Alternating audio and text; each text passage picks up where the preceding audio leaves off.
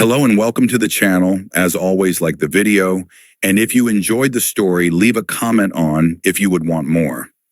This fanfiction was not created by me, but in the description there is a link to the fanfic so you can show your support to the creator and read along. Without any more delay, let's dive into the story. Oh, what hit me? Naruto groaned aloud as bright light shined directly down upon him, causing him to groan even more and put his hand in front of his eyes in order not to go blind from the sun. He didn't know where he was, but wherever it was hot, very hot.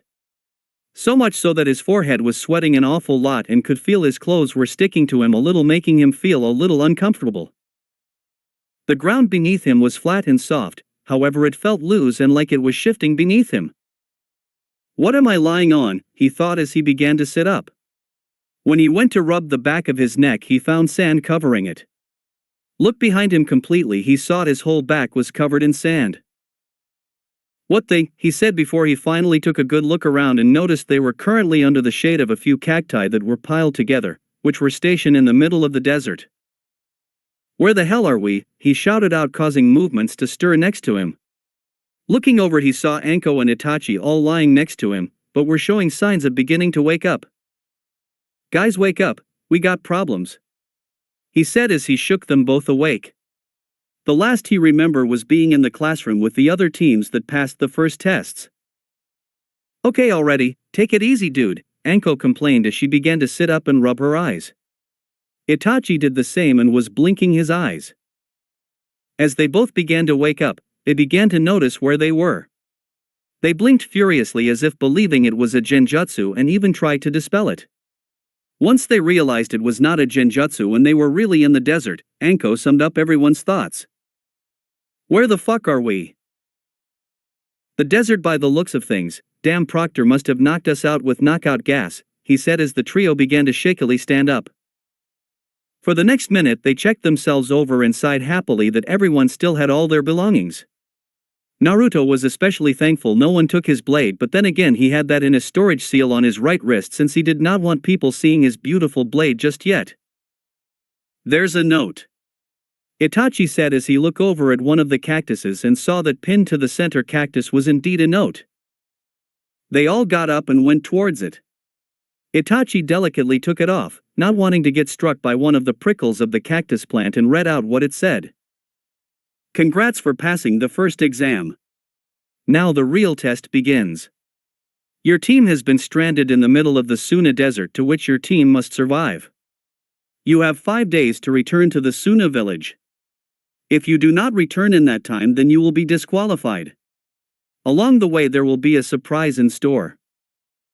Oh goody, this sounds like a heap of fun, Naruto commented dryly as Anko and Itachi could not help but agree with him. So we are stranded. Who the hell came up with this stupid idea? Anko wailed as the two sighed and shook their heads. 5 days, huh? I don't suppose anyone actually know which direction we have to go in, do you? Naruto asked as he looked around them. I guess that is another thing we have to figure out. Navigation and stuff like that, Itachi added, though he was more worried about getting food and water once they ran out. Well, if we have 5 days, then I guess we should aim to get there sooner than that. Everyone check your packs to see what food or water we have, since water especially is going to be something we will need to treasure in the desert. It took a few minutes, but they quickly figured it out. They had about 2 bottles of water each, along with a few ration bars between them, as well as 1 rice ball each. It was not much, but it would have to do. If we run out, then we either have to hope we find some kind of oasis and that Kami is smiling at us, or we make quicker haste towards finding Suna. Well, that is great and all, but how exactly do we find Suna? I don't see anyone with a compass, Anko said, making both Naruto and Itachi think. They thought about it and now really did wish they had a compass and a map. But if they wanted to be Chunin, then they had to figure out news way to get back to Suna. Naruto, Itachi asked, getting the blonde attention. Your sensor ability, how far can you sense with it? My sensor ability? I can sense pretty far. I mean, when I was 5 I could sense at least a few miles, but I have never tried anything that long range. I know there is no chance I could sense all the way to Suna since I have no idea how far out we are. Don't try and find the village, instead look for the nearest sign of life and we can head in that direction. What about your Sharingan? Said Anko, thinking of a way that she could help out. But what if the other sign of life is another team? It's a chance we will have to take. Plus my Sharingan can't see that far. Replied Itachi. I got it. Both stopped talking as they looked towards Anko, who was beaming with pride. I know how we can find our way back to Suna, she said, getting raised eyebrows from both boys. Would you like to tell us this way of yours? Naruto asked as Anko grinned. Better. I can show you, she said before biting her thumb and planting it on the ground. Kuchios no Jutsu.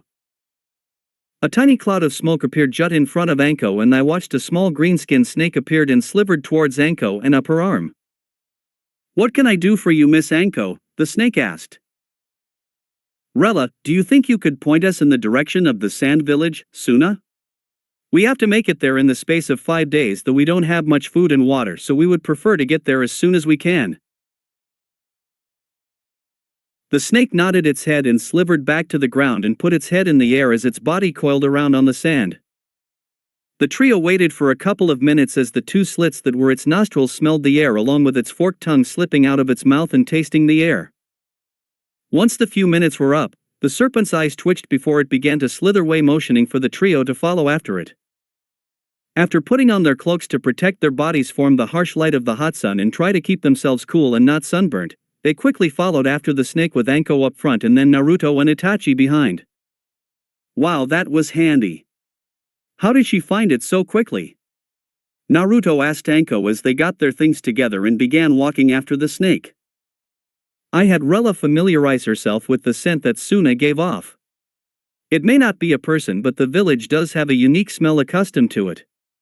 Plus my summoned snakes can sense chakra too with their inferred vision, picking up heat signatures from a great distance.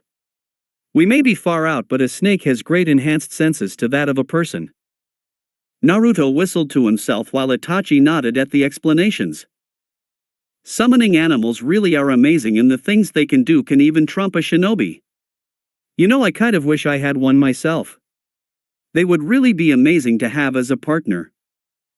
I agree. They would be greatly beneficial. It is a shame the Uchiha does not have a summoning contract bound to us like a few other clan in the world. I can see they would be of great use. Anko looked back at Naruto while they continued to follow Rella. Well, aren't you going to sign the Toad contract, Naruto? I mean, your dad had signed it as well as his sensei Jiraiya, who was like always with your family. Wouldn't you sign that? Naruto's face grew cold for a second before he steeled himself and looked away. No, I probably won't be signing it. Knowing my parents, they will probably just give it to the twins and Mina and leave me out like usual, he said, though he whispered the last part out. Anko looked at him a little confusingly, as did Rella, who cocked her back a little before getting back to the view in front of her. Why would you say that? I am sure they will let you sign it if you asked, she said, wanting to understand what he meant by it, but saw Itachi shake his head to her as if telling her to stop asking. Besides, just because I won't have the Toad summons doesn't mean I won't have a summoning contract one day. It might not be the Toad, or Slug, or the Ape contracts that Hokage-sama and Erosen hold, or the ones Bachan and Gigi have, but I will hold one eventually and it will beat the other contracts, he said, thinking about other animals that may have contracts to them and which he would love to have. Anko shrugged. Well, good luck with that. Summoning contract aren't exactly easy to come by. Then I will have to be on the lookout in the future, he said as they followed Rella. Nightfall. After hours of trekking through the harsh Suna desert and using up about 1/3 of their water supply, the group stopped for the night at a small rock formation that provided some cover for them that they could use for shelter. After thanking her and managing to catch a desert mouse as a treat that Anko gave her, Rella disappeared and went back to her home. The trio made a small supper with what they could spare for the first night before they got in their sleeping bags. Unlike the sweltering heat of the daytime, the night was quite cold as the moon hit them along with the cool desert winds. It's a nice night tonight, Naruto said as he lay down on the soft sand looking up at the star-filled sky with Itachi on his right and Anko on his left. You know, Anko said, leaning on her elbows and turning to Naruto. Why don't we just travel through the night instead? It would be a lot less strenuous since we won't have the heat of the sun hitting us and no one would be expecting it. I had thought about that, but there lies a problem with that theory. Itachi spoke up from his spot. If we were to travel at night, we would have multiple problems with defending ourselves as well as making our way to the village. There will be no daylight, so we will not be able to see a thing. Plus there are poisonous animals in the desert. If we tread on one in the dark and it hits us? Naruto nodded as Anko thought about it. I guess that's a good point. But can't we use the light from the moon? And what would happen if one night the clouds cover the moon, therefore giving us no light? Anko pouted as he spoke to her like she was a child and went back to lying on her back and crossed her arms as Naruto looked at her playfully. Fine then. Naruto laughed while Anko shook his head at his teammate's amusement as he continued to stare up at the sky while Naruto and Anko made idle chat. I wonder how Kazen is doing back in Suna, he thought to himself, despite knowing Makoto was more than capable of looking after herself since she was a powerful shinobi. As Naruto made idle chat with Anko, Naruto thought back to the snake he had seen Anko use earlier, and it had brought up a question in his mind that he had about Anko ever since the first time he met her and used those snake abilities in front of him. Hey Anko, he said, getting her attention. How did you get the snake contract anyway? He saw next to him that Anko froze up and in her eyes had a brief look of panic hit her before she narrowed them a little and looked directly at him. From his spot, Itachi looked over as well since he had wondered the same thing.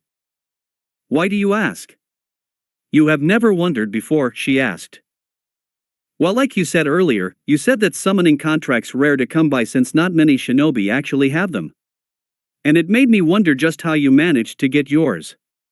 The snake contract is a very powerful summoning contract. My Gigi told me about one of his past students that went bad took off when I was only a few years old. Gigi told me that he had the snake summoning contract and took it with him, so it made me curious to how you have it. Naruto looked back at Anko, but when he did he was surprised to see an angry Anko lunge at him with an angry and upset look on her face.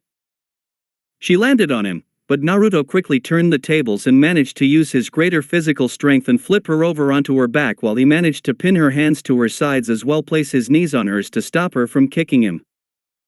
Itachi was going to help, but Naruto gave him a look that told him not to interfere. Don't you dare say that.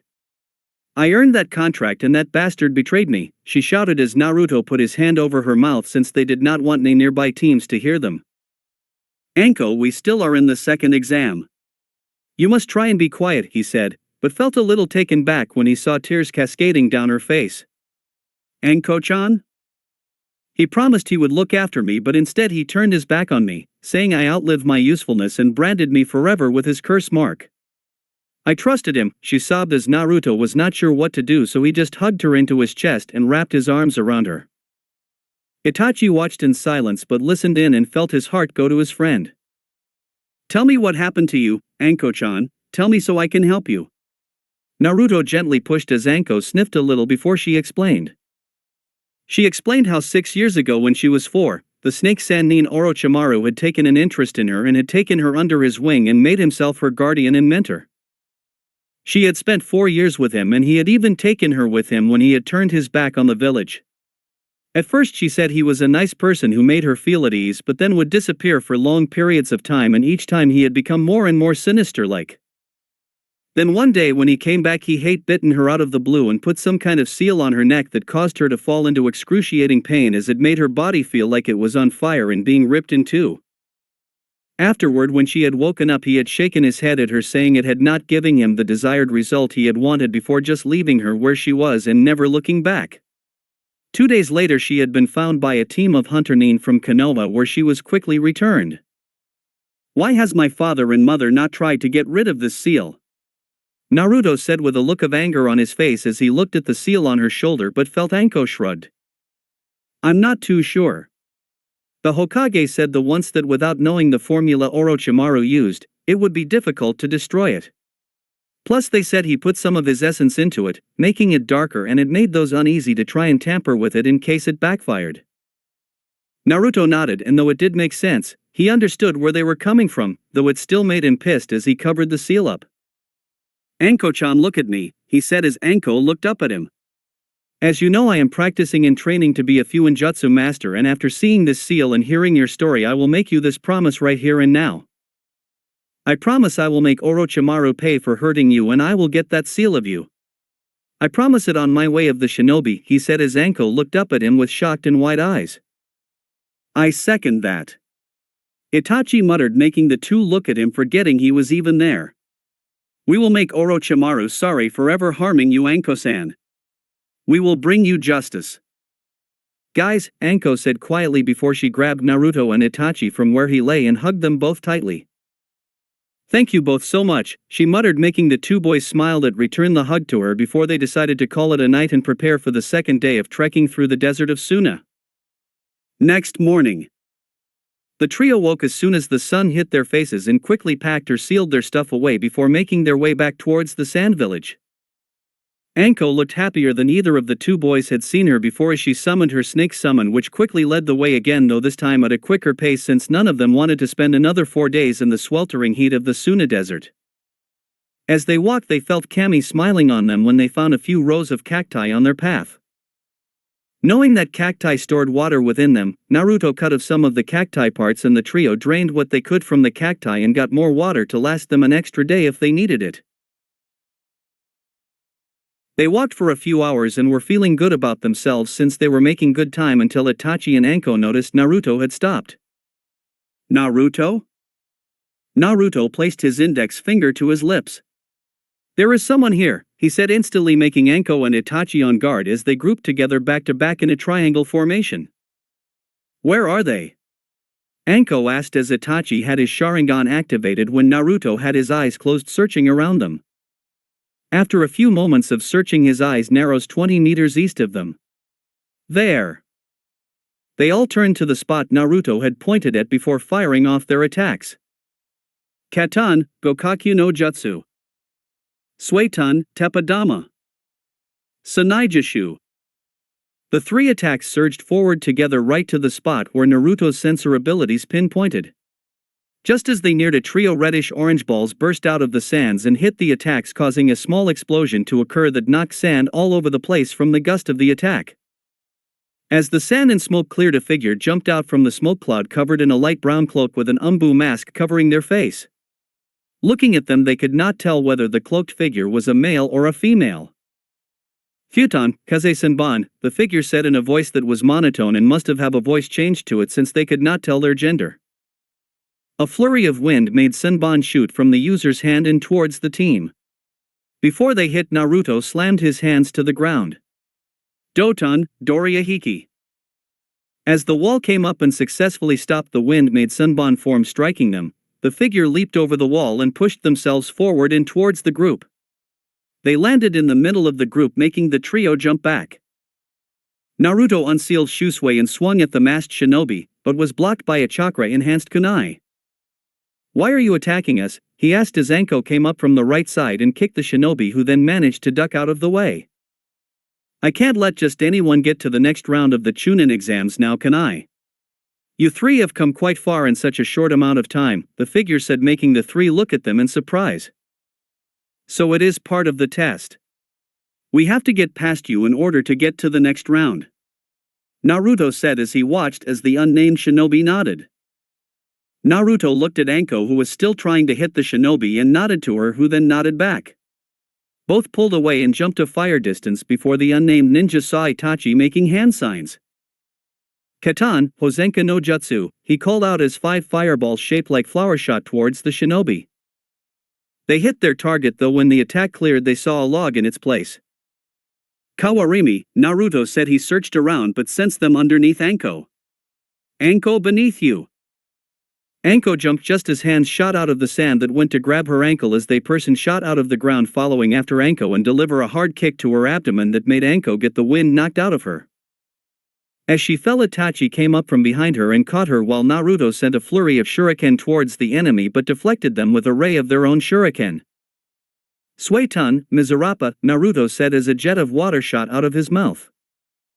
Katan, Hizekishu, the enemy said as ash poured out of their mouth and formed a protective layer in front of them that the jet of water hit instead. Before Naruto could make a move, the figure appeared next to him and punched him, making him fall back. Before he could land though, the figure quickly appeared behind him and kicked him in the back as well before finally throwing him towards his friends. When he landed, Itachi grabbed a kunai with a paper bomb on it and threw it towards their enemy. It exploded just as it went past her head, but quickly saw they had used the kawarimi once again. "You will have to do better than that," the shinobi said, appearing behind them, and used the wind senbon on them again. "Katan, Bukahiki no Jutsu," Itachi said as a wall of flames erupted in front of them which stopped the wind senbon. However, the shinobi jumped through the firewall and lunged at Itachi, and the two began to taijutsu spar. Naruto recovered from the hits from earlier and went forward with Anko to help their teammate. As the figure managed to trip Itachi up and made a kunai appear out of their sleeve and drove it towards Itachi, Naruto appeared beside Itachi blocking the strike with shusui. Anko came up to the side and kicked the figure, which managed to connect this time. However, the enemy shinobi grinned underneath their mask before they suddenly dispersed in a gust of wind. "Wind clone," Naruto said as they looked where they had been standing before a voice rang out behind them. "Futon, Taifo Kujeki," they said as a tornado of wind erupted from their palms and shot towards the team.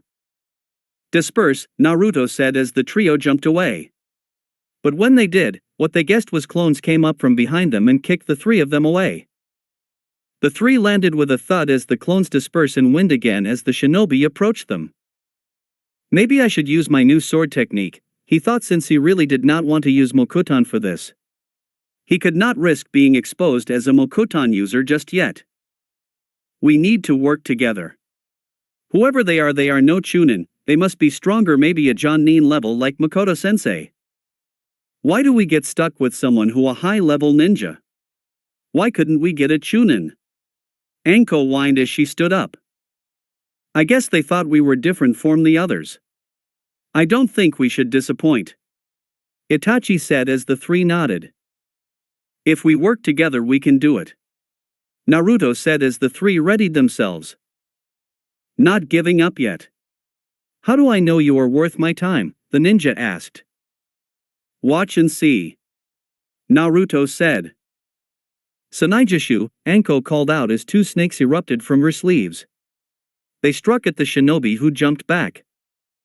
When the masked ninja did she saw a flurry of kunai from Naruto and Itachi heading towards them.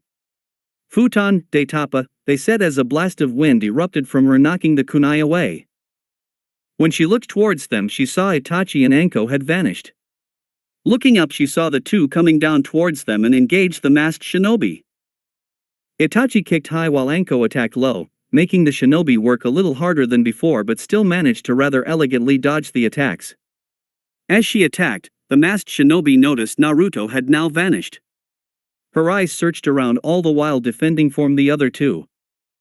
She saw Anko have an opening and went to kick her, but stopped when a thud was heard behind them. Looking around, she saw a bottle of water on the ground that was used to collect the water from the cacti from earlier.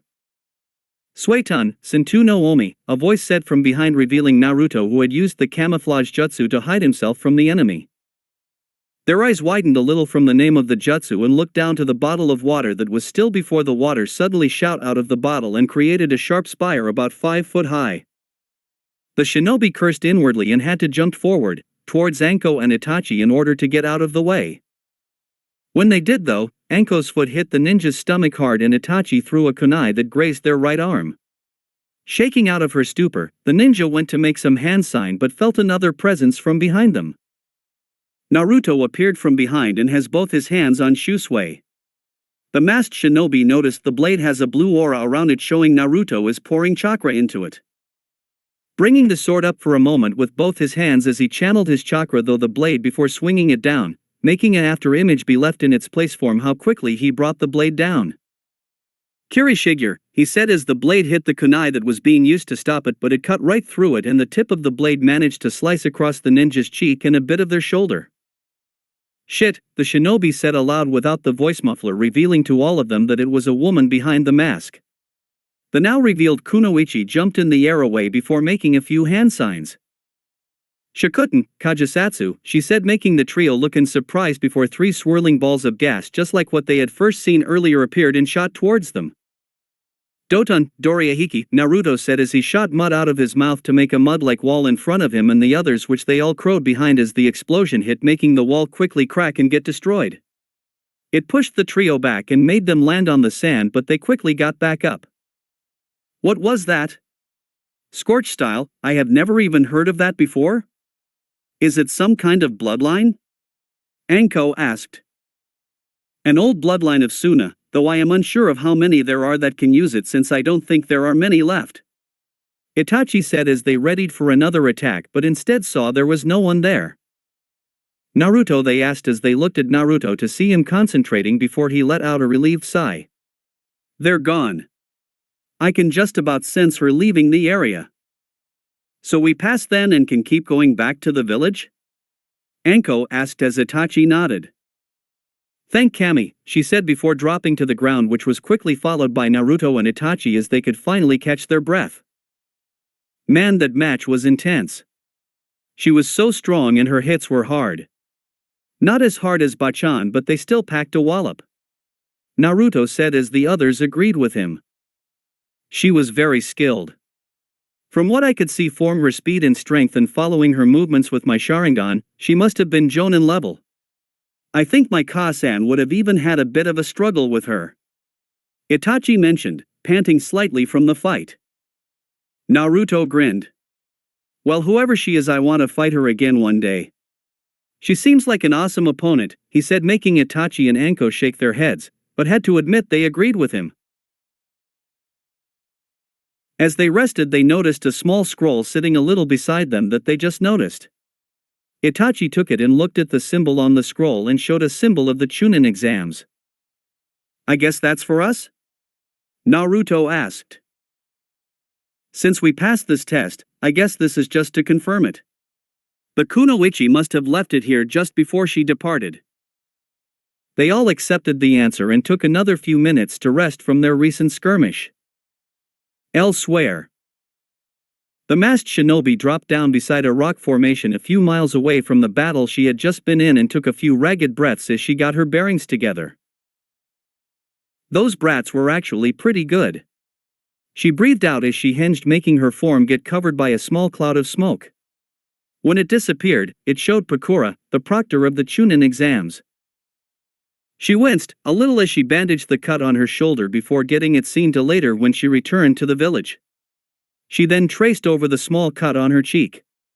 The blood had dried off, but she was surprised that the trio, Naruto mainly, had even managed to hit her.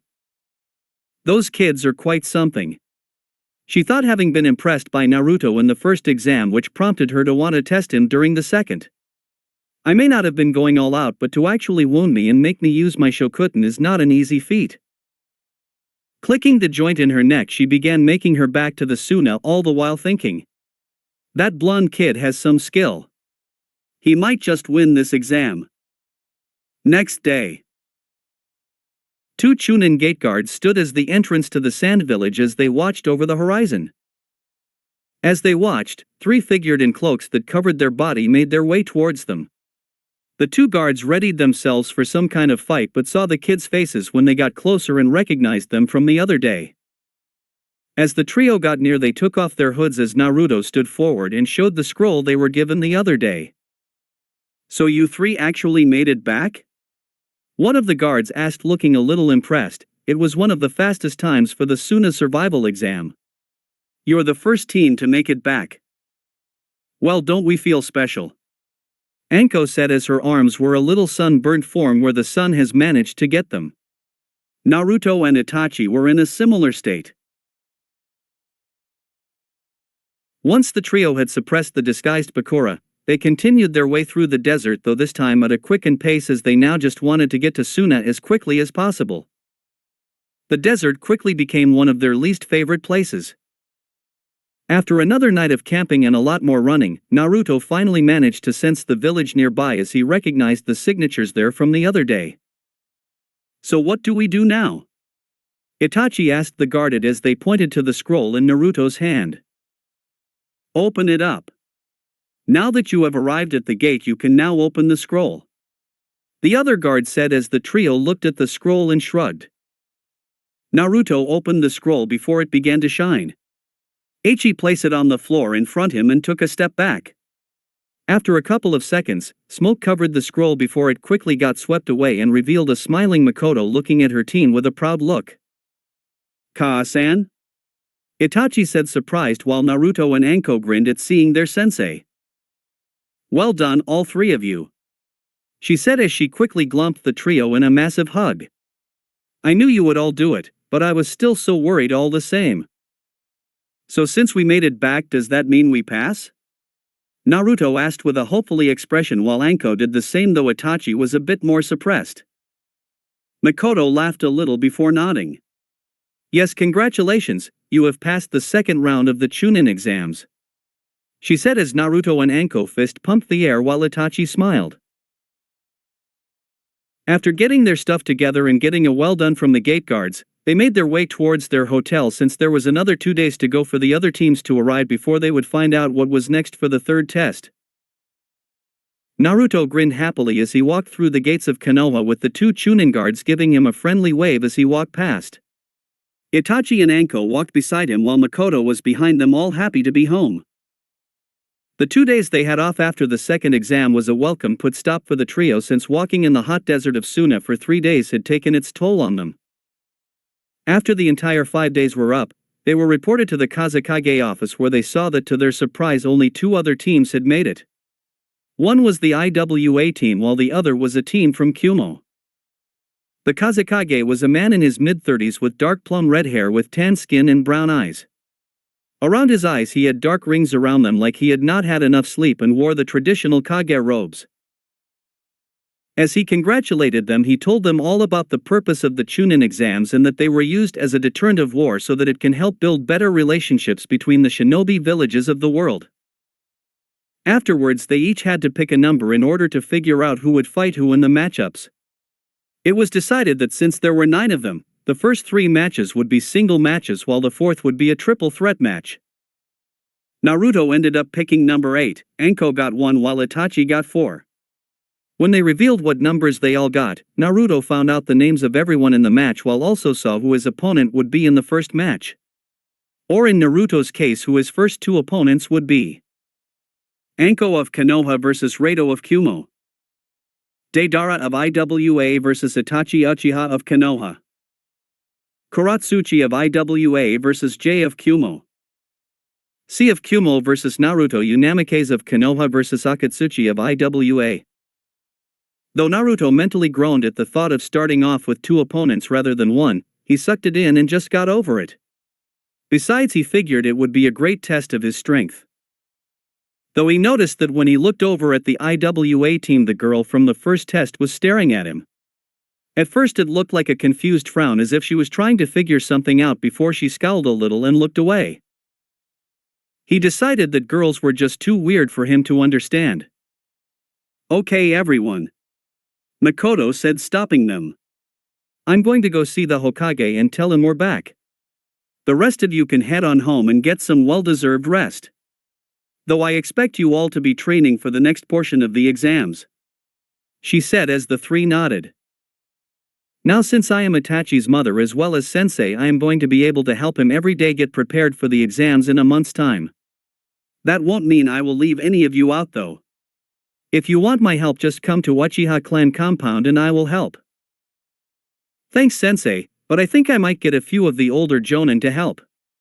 Kurinai-san said she would help me if I got past the first 2 exams, as did Ibiki. I might ask them for some help," she said as Makoto nodded before looking at Naruto.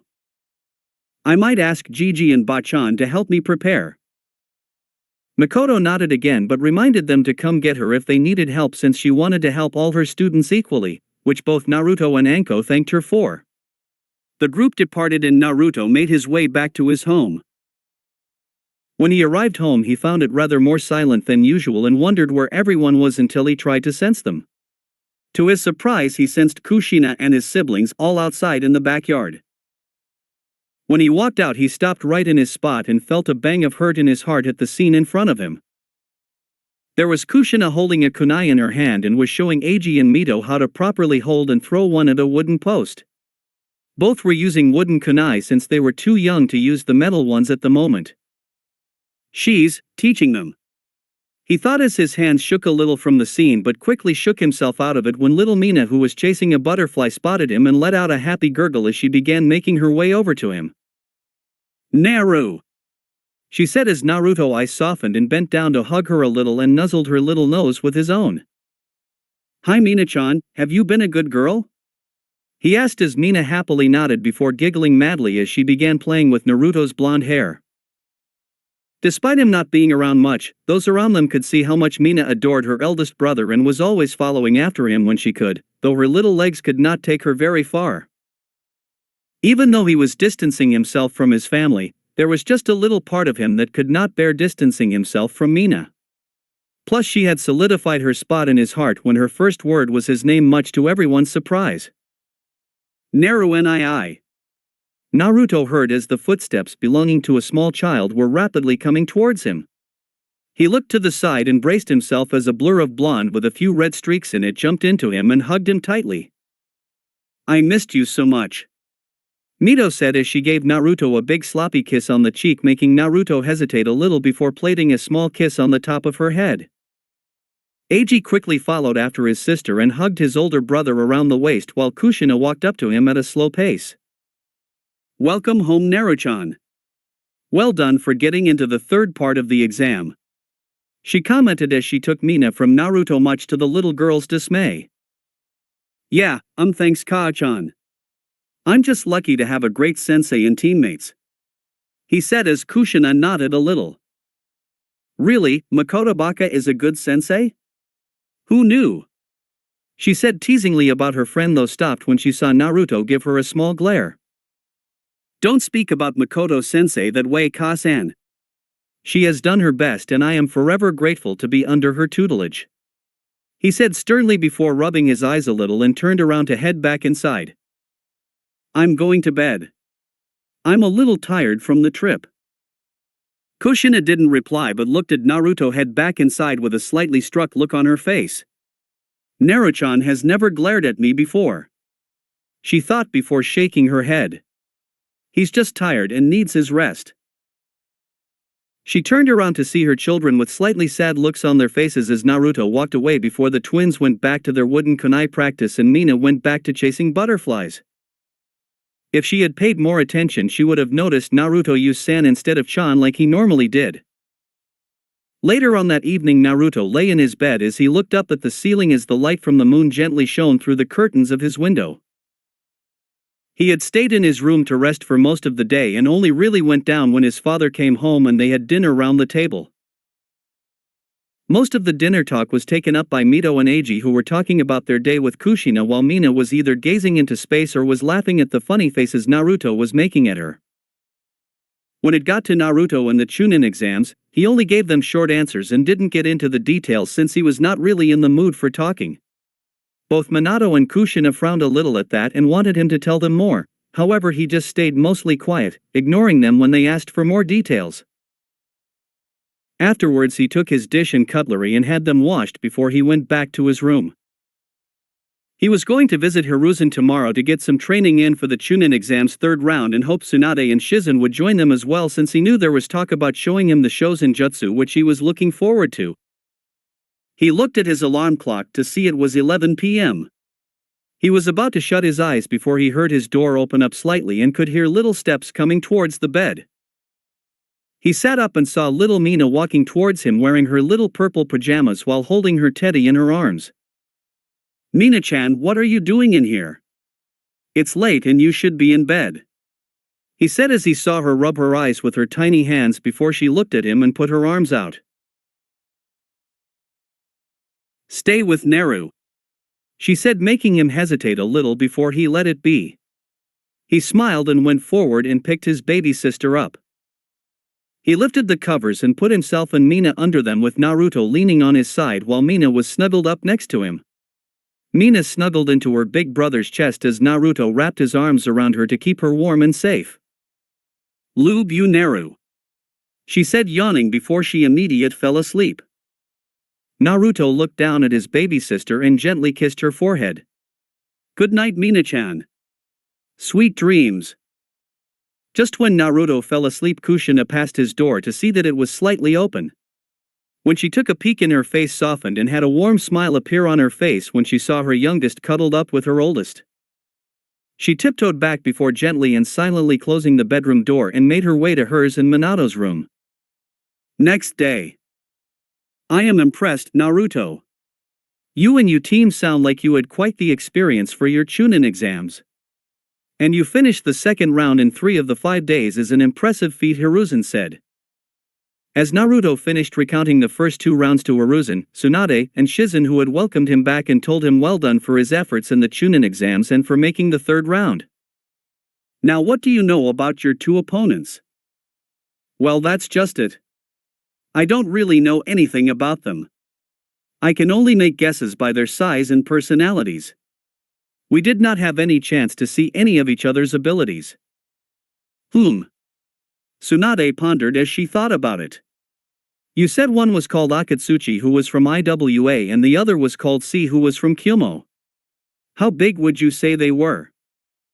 Very big, bigger than other kids my age. He said, making them all nod. In that case, I can bet they will favor their physical strength and will end up lacking in speed. We can work on your speed and make you faster than ever. Plus I will be drilling you into taijutsu every day until you can stand anymore. She said, grinning, making Naruto grin back. Plus I bet this boy from IWA will use earth jutsu since they are very common for shinobi from IWA, and the boy C from Kyuubi will favor lightning jutsus for the same reason. Shizen added, with Tsunade and Hiruzen nodding at the logic behind it. So we work on his speed along with teaching him jutsu to counter earth and lightning. Wind we can do. But Naruto does not have a lightning affinity. Then we focus on water and earth techniques. Counter earth with earth and then use water against lightning. The 2 are both each other's enemy. Hiruzen said. Plus I can work on my kenjutsu and fuinjutsu when I am on my own. They all nodded and made a quickly plan of what the training schedule for him would be like for the next month until it was time for him to leave for Suna again. Shizen would train him in the mornings until 1. Then an hour break for lunch until Tsunade would get him until 2 to 6. Then in the evening he could focus on his kenjutsu and fuinjutsu. Where are you up to in your fuinjutsu? Hiruzen asked. Naruto grinned and got out a small book from the storage seal on his right wrist. I'm in the middle of level 4 at the moment, Gigi. I maybe have a couple of months, maybe a year at most, until I am ready for level 5. He said. Hiruzen whistled, showing he was impressed. He would be surprised if this time in the next decade Naruto was already at his parents' level of fuinjutsu, or maybe even higher above them. Now that we that covered, we can let Naruto know of the new techniques we will be teaching him. Shizen said as Hiruzen and Tsunade nodded in agreement. Really? What techniques? He asked, a little excited at the thought of learning something new. Shizen put her hand out and Naruto watched as a green aura wrapped around it, making Naruto realize what it was. The Shozen Jutsu, he said as she nodded. It's time we taught you how to heal yourself and others around you if the time ever comes. Since you have great control for your age, no doubt you will be able to pick it up quickly, though we may have a way of cutting that time down greatly. Shizen added as she motioned to Hiruzen, who then made the ram seal and created a clone next to him. The clone technique? But I already know the clone technique. Ah, but this is not like the illusion clones. Hiruzen said as he tapped on the clone's head, showing it was solid. These clones are very real but can be dispersed if we will it to, or they are hit hard enough. Plus any memory or action they have or do will go straight back to the original. Normally we would not show this to you since it is a B rank jutsu that requires a lot of chakra. However, since your chakra levels are already nearly the same size as Shizen and you have great chakra control, it means we can teach it to you early. So any of the jutsu I try and learn will be shortened because the clones will also learn it as well. I'm not surprised you figured it out. You are a smart cookie, Naruto-chan. Tsunade said. But yes, that is what we are aiming for. We will be able to teach you a lot in just a month if you make a few clones to learn it at the same time. So for new techniques, Shizen Nei-chan will teach me the Shozen Jutsu and Gigi will teach me the Kage Bushin no Jutsu. Then what are you going to teach me, Bachan? When he asked, Tsunade grinned while Shizune and Hiruzen looked a little panicked. No doubt they both knew what she was going to teach him. Are you sure you want to teach him that jutsu, Tsunade? He might not be ready for it just yet. Hiruzen asked almost in a pleading tone, but Tsunade waved it off. I have no doubt in my mind he will be able to learn it and master it to a degree in time for the Chunin exams. Besides, I have never taught this jutsu to anyone before, and I think teaching it to Naruto would be the right thing to do. Naruto looked a little confused since he was unsure of which technique Tsunade was talking about, since she had a few techniques which she had never taught anyone, not even Shizune. Motioning him to follow her, Naruto was led outside by Tsunade, who had Hiruzen and Shizune following behind them, both looking a little pale. She stood in front of one of the Sarutobi clan training fields that the Sarutobi clan had, but Naruto swore he heard Hiruzen mumbling under his breath. This Naruto is what I will be teaching you. When people see you do this, they won't want to go anywhere near you. Grinning to herself, she raised her right fist high in the air for the three to see. Her right hand glowed bright blue and Naruto could see it getting denser before it suddenly disappeared around her hand. Tsunade cried out as she brought her right fist down onto the ground and punched it with all her might. As soon as her fist hit, the entire training field cracked and began burst in a big explosion, making a big cloud of smoke and gravelly smoke to go through the area. Naruto, Hiruzen, and Shizune managed to use their chakra to keep them in one place, since some damage had been done even from behind Tsunade while the entire training field had been completely leveled. Whoa! Naruto said to himself. He had seen Tsunade use her super strength abilities many times, even in their spars together, but every time it made him look on in both amazement and a little bit of fear. Why, you're going to teach me that? Naruto said in amazement as Tsunade turned around to face him and grinned at him. I am, but remember Naruto, this technique of mine is very dangerous and therefore you must always be very careful, since one false move and all that chakra you build up in your hand could be released too early or too late and will result in your hand being blown to pieces. Naruto gulped. Also, you must not teach another person this technique without my approval. The last thing I want are too many shinobi knowing my trademark technique and it somehow being used against us. Understand? She asked, and Naruto nodded his head. Naruto grinned happily. The three older shinobi smiled at his eagerness, but before they could push forward and begin the training, an Umbu appeared. Tsunade-sama, Sandem-sama, Shizune-san, the Hokage has requested your presence in his office. He says it is of the utmost importance. The trio all looked in surprise and curiosity to what Minato was asking of them. We will be right there. Hiruzen answered as the Umbu disappeared. Well, Naruto-chan, you can stay here if you like and practice, or you can head on home and we can begin tomorrow. We best go see what your father needs. Hiruzen told the young blonde. Okay, Gigi, I'll see you all later. Naruto said as Shizune and Tsunade painted a kiss on his forehead each before they trio shunshined away. Naruto stood there and watched them go before a thought crossed his mind and took this as a good chance to do something without his parents or anyone else knowing about. I think I'll head home. I have something I want to learn and surprise everyone with at the Chunin exams. He thought to himself before grinning and running back home. Hokage office. Tsunade, Hiruzen, and Shizune arrived in the Hokage office and were surprised to see Minato, Kushina, Jiraiya, and Kakashi all standing there talking amongst them before seeing the new group arrive. I am glad you are all here. Jiraiya here has important information for us which the three of you need to hear. Minato said, though they could see he had a happy smile plastered on his face.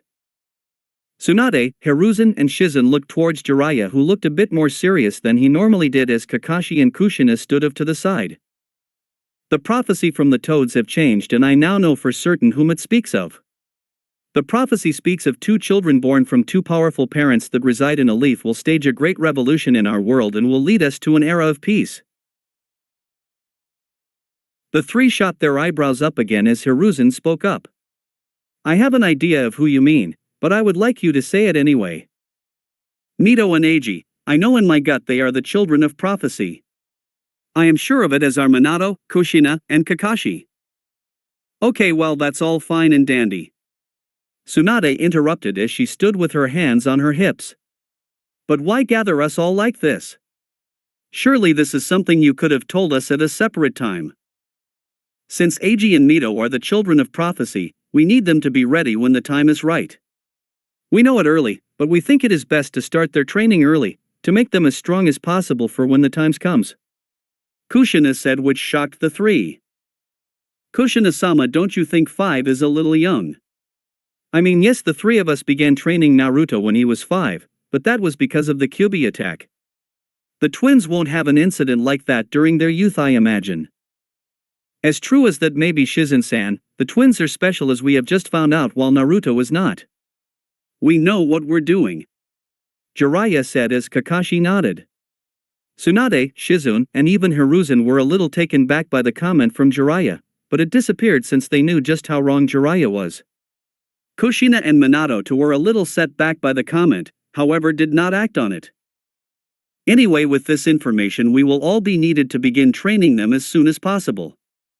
We want to create a charter for when we train them and what we will each teach them, Minato said. We are thinking I will teach them taijutsu, Kushina can focus on fuinjutsu and possibly kenjutsu, Kakashi will take stealth and trapmaking. Swanda and Shizune, if you take medical ninjutsu then we can dash. No.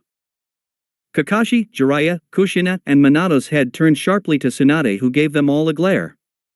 Hiruzen and Shizune stood behind her and just had emotionless look on their faces. No? What do you mean no, Tsunade-sama? Kakashi asked. What do you think it means, Hataki? I am not training them. I have already promised to help Naruto with his training for the Chunin exams. We already have a schedule for him and the three of us have promised him. Jiraiya said, walking forward and touching her shoulder. The twins are more important. We can easily find someone to take over Naruto's training for the month. I'm sure the Gaki will understand. The twins need to come first in this, he said before he felt great pain in his hand as Tsunade grabbed it tightly, causing a few bones to crack a little. And when will you understand that I won't turn my back on him in his time of need? Unlike some, she said as she turned around and began walking out of the office. What do you mean by that? No one has turned their backs on Naruto-chan? Kushina said, frowning a little at the statement, and felt more confusion when she heard Tsunade scoff. Tsunade left the room while Hiruzen and Shizune said their goodbyes before leaving along with the Senju woman. You alright, sensei? Minato asked as Jiraiya held his hand. I am surprised Tsunade said no. I thought she would have jumped at the chance to teach the twins. Don't worry about her. I will talk to her and I will show her that the twins need her more than Naruto does. We can have someone train the kid, right? He asked as Minato and Kushina nodded. They need to see that Mito and Eiji are going to need our help a lot more than Naruto ever will. It's for the greater good. Right. Kushina said. However, please don't say that Naruto is not special, Jiraiya. He is special and I don't want people saying he is not. All children are special. She glared at him a little while Minato sat back and breathed in deeply while Kakashi shrugged his shoulders and hoped out the window while pulling out his Ika book. I know. Jiraiya said, quickly dismissing it, but not wanting to get on the redhead's bad side. Well, I will see you all tomorrow. I, however, have some research to do, he said perversely before shining away. That man will never change, Kushina said while Minato smiled a little at his sensei's antics. With Naruto. Good thing Tusan and Kasan are not here, otherwise they would probably not approve of me trying to learn what I need for that technique, Naruto said to himself as he quickly opened the door to his father's office and snuck in. Walking in, he quickly walked towards his father's desk and then bent down on his knees. From underneath the desk he hit it 3 times before a small cabinet suddenly opened up, revealing a couple of scrolls. He had found the secret cabinet by accident when he tripped over his own feet when he was 7 and noticed the small hidden cabinet. After finding out how to get in, which was easier than he imagined, and was surprised his father didn't put some kind of locking seal around it. Bit of a rookie mistake, but Tusan probably never imagined someone would actually have the stones to do this. Naruto thought, smirking slightly. I don't think that Tusan would be too happy with this, but he does owe me at least this much. As he looked through the scrolls, he quickly saw the opens he was looking for. On the side of the scroll it had the rank of the jutsu Naruto wanted to learn. It was an A-rank jutsu that most would have said Naruto was nowhere near ready for, but he thought otherwise. From his right wrist he quickly poofed out a scroll and brush with a little bit of ink and quickly opened the scroll up and began copying the contents that was written down on them. Thanks to learning Fuinjutsu, his speed in writing was extremely fast and he quickly had all the contents of the scroll written down in less than a minute. His eyes traveled across the copy scroll he had just made, checking everything he needed was written on it. When he saw it, he quickly sealed his equipment away along with the new scroll while placing his father jutsu scroll back in the cabinet and locked it up. He quickly got to his feet and left the office. When he closed the door behind him, he had a small smirk on his face. It never ceased to amaze him that he was able to take jutsu from his mother and father's library anytime he wanted and never get caught. Heck, he even managed to do it one night when they were in the house. Then again, Shizune-san did say I have pretty impressive stealth skills. I could probably paint the Hokage monument in broad daylight if I wanted to and still get away with it. He knew his father and mother would probably be a bit displeased when they found out, but the reaction on their and everyone else's faces when he used said jutsu was going to be well worth it. After shaking his head, he left for his room when he quickly began study from his Fuinjutsu level 4 book. Next day with Anko. Anko panted a little as she ducked a swipe from Ibiki Marino, a man in his early 20s and who worked for the TNI division in Konoha. Since she arrived in Konoha, Ibiki had taken an interest in her and shown her a thing or two from time to time. That and Anko loved hanging around the TNI building. The torturing screams from there were music to her ears. To the side of the small field was Kurenai Yuhi, who was watching Anko fight Ibiki since the two had agreed to help ready Anko for the exams. I won't let Naruto and Itachi gap getting any bigger from me. I need to catch up. Especially if I want to kill him one day, she thought before she charged and engaged Ibiki in taijutsu while using her snakes to try and bite the hell out of him. With Itachi. Itachi sat meditating in the middle of one of the Uchiha training fields with his eyes wide open, showing his matured Sharingan which was scanning around the area. After a few moments a barrage of shuriken shot towards him. However, Itachi quickly got up and with great speed threw his own shuriken which countered every single one of them. When he stood up, his mother appeared behind him and went towards him with her tanto, however instead of moving he let the blade pass through him. When it did, instead any blood being spilled, Itachi merely faded away like a mirage. Very good, Itachi-kun. Makoto said as she looked to her right to see Itachi standing there nodding at his mother before her own Sharingan flared as mother and son lunged towards each other. With Naruto. Naruto breathed easy as he held the sheathed shusui in his left hand as he crouched on his spot. His eyes were closed and he was focusing on everything that was around him. He could hear and sense everything and everyone around him, which included Shizen and Hiruzen who were watching from the side. As he finished taking a breath, his eyes shot open and with great speed he sped forward before stopping a few meters as a small boulder that was in the way. His blade was now out of its sheath, but Naruto was slowly sheathing it back in. Just before he put the whole way in, Naruto muttered under his breath before the clink of the blade being fully sheathed ran out along with a loud crack to be heard. Everyone looked to see the boulder was now cut clean in two. Naruto grinned while Shizen looked towards Hiruzen, who had an equal grin on his face. The crowd roared and cheered as Naruto stood in the center on the Sunachunin exam stadium.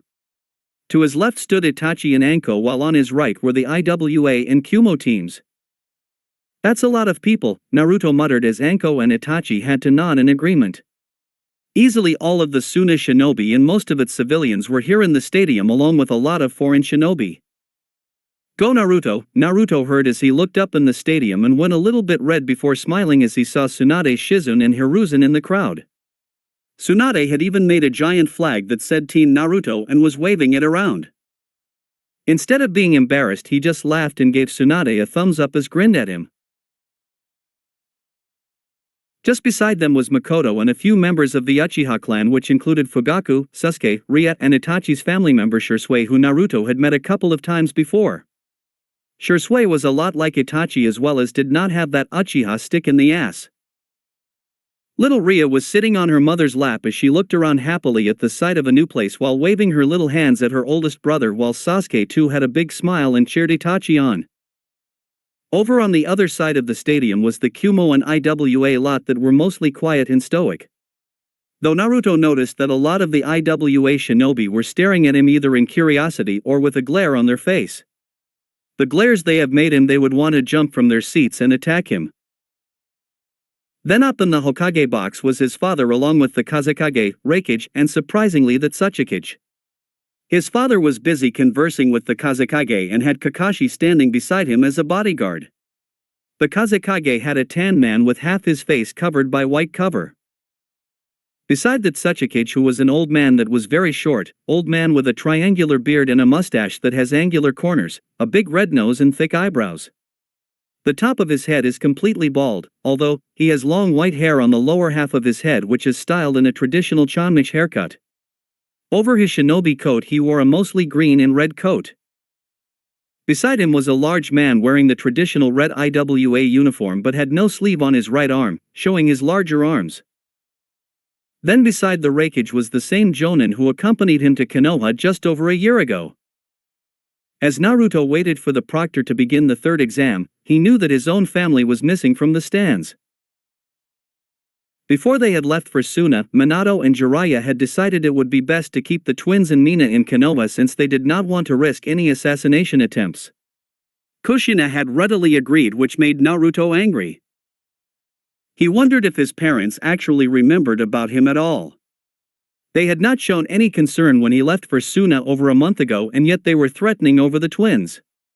Instead of coming to Suna, they would instead watch from the Chunin Stadium in the Leaf, where they would be playing the Chunin exams on the big screen for those that had not gone to Suna to be able to watch it.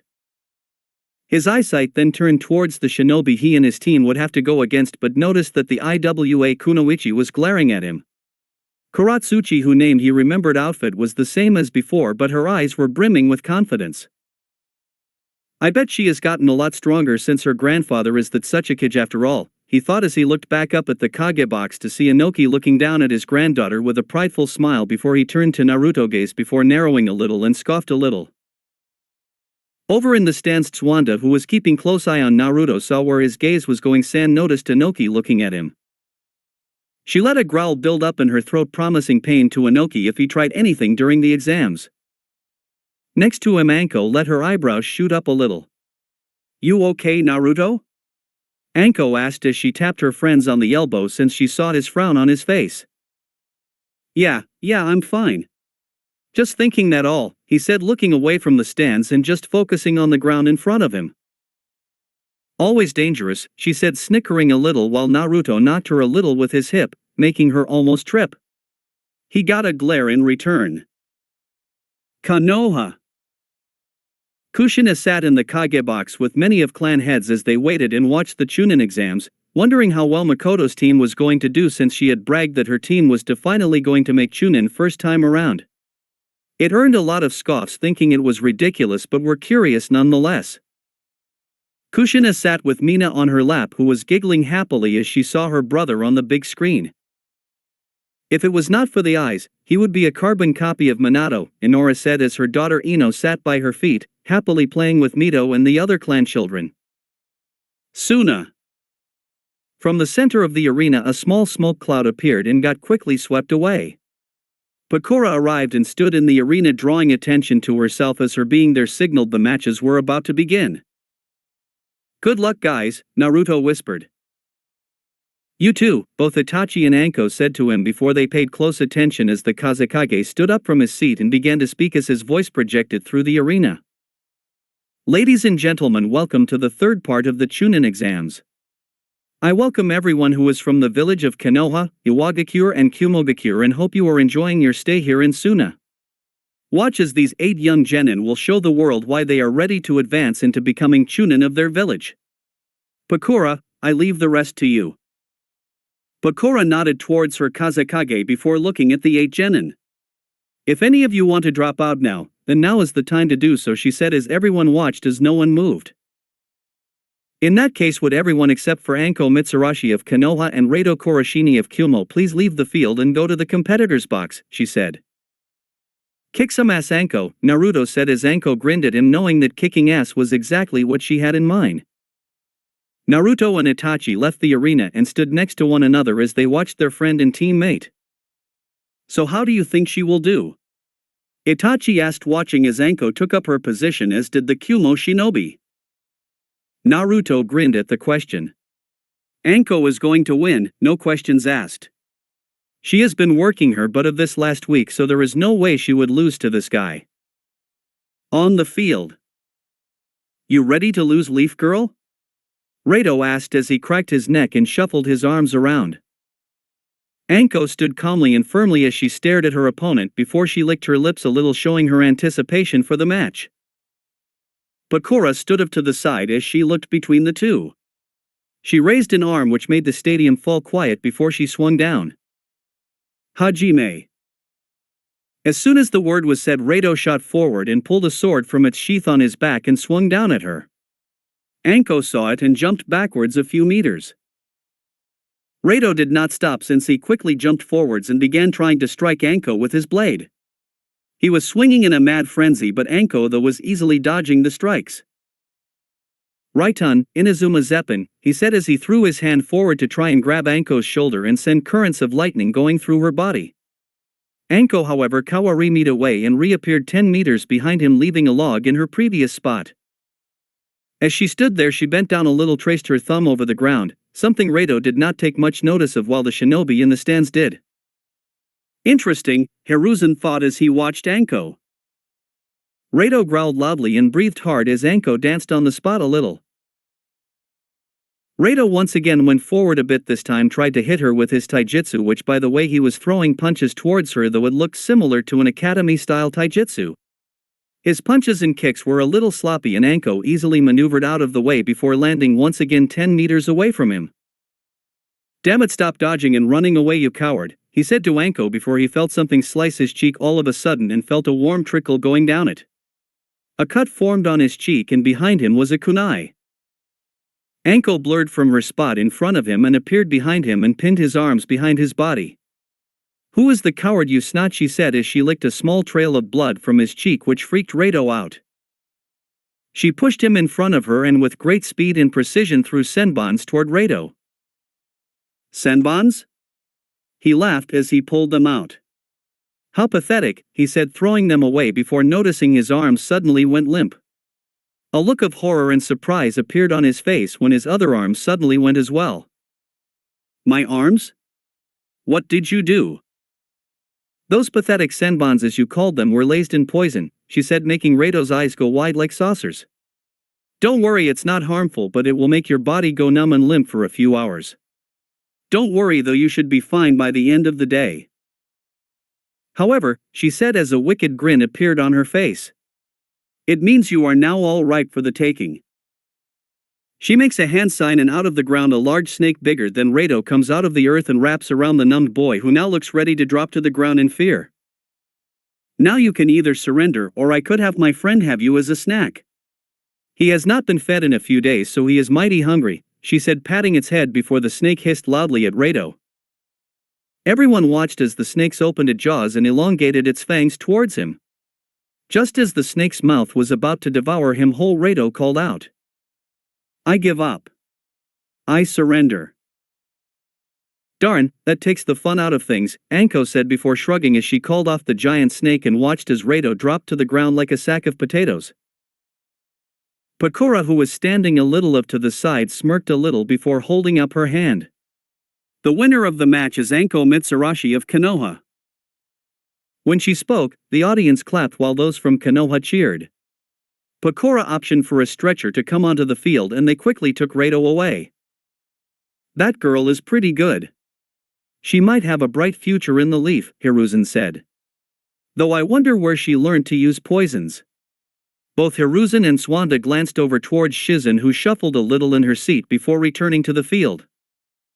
Up in the Hokage box, the Raikage grumbled a little while Inoki looked at the girl curiously. How is it that she has the snake contract? He asked.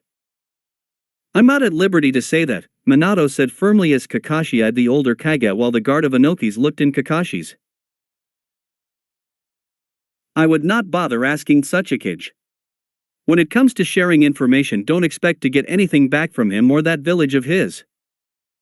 Minato glared a little from his seat while the two Kages huffed. Not surprising. The boy always was full of himself, Inoki muttered while Kakashi glared at him before Inoki glared at Kakashi. Boy, if you don't stop glaring at me, you will be joining your father in the afterlife, he threatened as Minato put his hand on Kakashi's shoulder as things went quiet in the Hokage box. Good job out there, Anko. You showed him who was boss, Naruto said as Anko shrugged. I did what I could, she said before looking at Itachi. You better win your match because I will be waiting for you in the next round, she said as Itachi nodded and began walking onto the field. Itachi arrived on the field as he looked across from his opponent, Deidara of IWA. The blonde IWA shinobi was grinning as his hands were very close to a pouch on his side. Uchiha-san? Are you ready to behold my art? It is quite a bang, he said as Itachi furrowed his brow. Art? Art is fast, something that happens in an instant. It's so quick most don't even see it. Except for me, that is. It's art, it's beautiful. It would be great to defeat you, Uchiha-san. My sensei that Suchikage will be pleased with me knowing I defeated someone of the famed Uchiha clan. After speaking, many looked at him in surprise at that he was trained by Inoki. Some of the Uchiha members including Makoto looked a little worried while Fugaku and the others showed no emotion. In the Kage box, the other Kages looked at Inoki in surprise since Inoki had never shown any interest in taking on a student before other than those in his family. So they wondered what was so special about this one boy. A student of the Tsuchikage. He is going to be good then, Naruto said as Anko nodded in agreement. Bakura's voice broke everyone out of their thoughts as she raised her hands. She looked towards the two who both nodded at her. She nodded back before calling out Hajime. Immediately both Itachi and Deidara jumped back from each other to the other side of the field. Naruto fingered his shurikens in his pocket while keeping his eyes plastered on Deidara while Deidara and put his hand in the pouch and took out a lump of white clay. Everyone looked in curiosity at what H was going to as well as Itachi before everyone had a slightly grossed out look when they saw a hand appear on his hand with a tongue sticking out of it. It ate the clay and began to munching on it. I think I lost my appetite, Kuchan, Sasuke said looking a little green as did Ria who was pouting and waving her arms at the action, obviously not impressed. Deidara grinned before he noticed that Itachi's eyes had become Sharingan and were spinning around. He looked away and tried to avoid eye contact since he had been told that an Uchiha could easily put a genjutsu on someone by just looking at them. Your eye tricks won't work on me, he said as Itachi then threw a flurry of shurikens. Doton, Doriahiki, Deidara called as he made the hand signs while his right hand was still munching on the clay. The wall went you and stopped the shurikens, but Deidara was surprised to see Itachi quickly appear on top of the wall. Katan, Gokakyu no Jutsu, a torrent of fire went towards Deidara and poured over Deidara much to everyone's surprise and a few people's cries. Itachi looked a little surprised, but when the fire disappeared he and everyone went all-tidal wide-eyed when they saw Deidara begin to melt away. A clone, Itachi thought before he suddenly heard scurrying come from beneath him. He looked down to see little spiders made of clay walk towards him. It seems you fell into the trap, Deidara said appearing a distance behind him and made a hand sign. Katsu. When he spoke the spiders lit up and to everyone's surprise exploded. Itachi, Anko shouted out having seen her friend in the center of the explosion though Naruto stayed looking calm. Though she and many other were relieved when they saw a log was now where Itachi is standing. Not bad, Itachi said now appearing behind Deidara with a kunai to the back of his neck. When did you make the clone? I see the Uchiha live up to their name. I would be disappointed if you did not. And to answer the question when the earth wall went up. But you Uchihas really should pay more attention behind you, Deidara called as Itachi looked behind to find more clay spiders appearing and jumping towards him and trying to latch onto him. Itachi jumped up high towards the top of the wall. Katan, Ryuka no Jutsu. A giant head of a dragon flew towards the clay, burning and melting most of them. When the spiders disappeared, Itachi was surprised to see owls made of clay now flying towards him. Frowning, he made a new set of hand signs. Raitun, Reiko Senbon no Jutsu, a range of lightning-made senbons formed in front of him and he threw them towards the clay-made owls. Since when does Itachi know lightning jutsu? Anko asked, since she was unaware he even knew light jutsu since he was mostly fire-based like she was. Must have picked it up during his training, Naruto answered.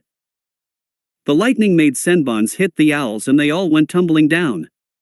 As Itachi looked toward Deidara, he saw a grin was plastered on his face. You're in range, Deidara said as from the corner of Itachi's eye he noticed a small clay bird appear in front of him. His eyes went wide and jumped back as much as he could but saw that he was just too close. Deidara looked victorious as the tongues in his hands swayed around in every direction. Now you know that art is an explosion. The clay bird exploded right by Itachi, caused a small shock wave to hit the arena and throw a couple off their feet. The walls that it was close to now had a big indent and cracks in it. Coming out of the smoke cloud, Itachi jumped out, all limbs still intact but had burn on his right hand and leg along with some blood going down the right side of his face. However, as soon as he landed, a clay-made centipede came out of the ground and wrapped around. It held on tightly as Deidara appeared in front of him with a grin on his face as he held up the hand sign for the explosions. Any last words, Uchiha? I would hate to make a mess, Deidara said. He waited for Itachi to say something but instead Itachi said no words but instead had a small grin on his face. The grin alone made rage boil inside Deidara, wondering what Itachi had to grin about. He was about to ask what he was grinning at, but just as he got close to Itachi, the Uchiha suddenly disappeared in a flock of crows. I would not make that hand sign if I were you, Itachi's voice said before Deidara suddenly felt something clamp around him. He looked down and was shocked to see the clay centipede wrapped around him instead of Itachi. What? I don't understand, he said as Itachi appeared in front of him with no injuries on him anymore, and he noticed Itachi's Sharingan eyes were spinning. A genjutsu? You have had me in a genjutsu. When did you put it on? The moment you first looked in my eyes at the beginning of the match, he said as everything around the suddenly broke away like glass, revealing the real audience, who looked a little surprised. There was a grinning Uchiha clan as well as a smiling Naruto and Anko all looking at him. Bakura walked over to the two boys, impressed at the control Itachi had throughout the entire match, and called the match. The winner is Itachi Uchiha from Konoha. Many cheered as the Uchiha as Deidara slowly made his way of the field with his head low. Never had he felt this humiliated before. He saw that such a kid shaking his head while his IWA partners gave him some sympathy. Though he looked back at Itachi with hate-filled eyes, silently swearing he would make Itachi pay. That my boy. That my Itachi-kun, Makoto called out as Sasuke and Ria joined in while Fugaku tried to scold his wife for not acting proper, but she just waved him off. Itachi left the field a little red-faced since his mother was shouting how well her little boy did. He saw the grins on his teammate's face. Very nice, Mr. Uchiha, winning with a genjutsu. How very Uchiha of you, Anko said, patting his shoulder. Though you better now, it will take more than a genjutsu to make me down, she said. I would expect nothing less, Anko, he called back as the next match was announced and they watched as the other Kumo shinobi and the IWA girl made their way onto the field. So who do you think will win this one? Anko asked as they all scanned the two opponents. The girl, Naruto said, getting looks from his two teammates. She is strong, I know that much. She is the granddaughter of the Tsuchikage, therefore no doubt he will have a hand in her training. Though unlike Deidara, I don't think a genjutsu will be enough to take her out. He did not know how right he was. The match did not last very long. The Kumonin had changed like some academy student while Katsuchi had remained calm. She quickly batted him away with her taijutsu, which was recognized as the rock style the IWA shinobi were known for using.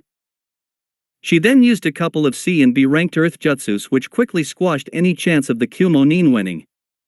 She trapped him in earth before knocking his lights out with swift and powerful punches. Once it was over, Katsuchi was standing there with a victorious smile on her face, hardly scratched or worn out, while the Kumonin was out cold and bloodied on the ground. Pakura quickly called it. Katsuchi walked proudly back to the finalists' box. She looked towards Naruto briefly and gave him a look as if saying to him, "Try and beat that." "Oh, it's on," Naruto thought, smirking before he heard his name being called along with the two others he would have to battle. As he, Akatsuchi and C walked onto the field, they all got a round of cheer from their respective villages. Tsunade, Shizune and Hiruzen cheered, Tsunade being the loudest, telling Naruto to kick some serious ass. While back in Konohamato, Eiji and Mina all cheered and clapped when they saw their big brother on the big screen. Kushina clapped lightly, smiling as she watched Naruto's match. In the Kage box, all Kage and bodyguards looked down curiously at the Naruto, no doubt wanting to see if he was anything like his parents and to see just how powerful he was. They had seen firsthand how his two teammates had fought. Now though, it was time for Naruto to shine. The three stood in a triangle-like formation and Pakura was just outside the triangle. As he stood there, he saw Akatsuchi and C looked at each other and nod before turning towards him. He, along with many others, saw it and inwardly cursed. Though Naruto had stayed perfectly calm and now prepared himself. His hand went behind his back and sneakily made a hand sign.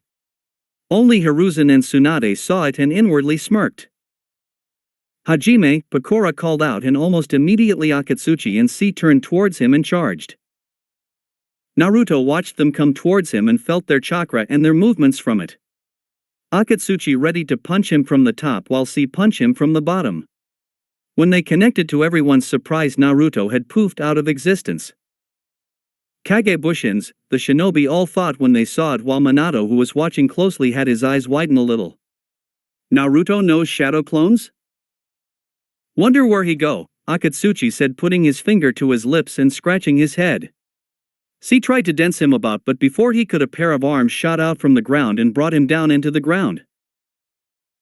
"Doton, Shinju Zanshu no Jutsu," Naruto whispered as C was pulled down until only his head was left sticking out. When he shot out of the ground, Akatsuchi eyed him and engaged him in taijutsu. As he swung, Naruto saw that his suspicions about him were right, in that Akatsuchi was focusing more on power and his speed was not so great. Meaning Naruto was easily dodging all the kicks and swings as well as landing a few blows of his own on Akatsuchi. He focuses on the side of where his kidney would be. He mentally thanked Shizune for the anatomy lessons. Akatsuchi grunted as Naruto pushed the big genin away while C had managed to dig himself out. He made a few hand signs and shouted, "Raitun, Dendu Underi." Small waves of lightning shot out from C and went towards Naruto. Naruto saw them and made his own hand seals. "Doton, Tsuchi no Ye." The ground around him shot up and hoisted him into the air, dodging the waves of lightning. In doing so, Akatsuchi jumped back before he pumped chakra into his feet and pushed towards Naruto at great speed.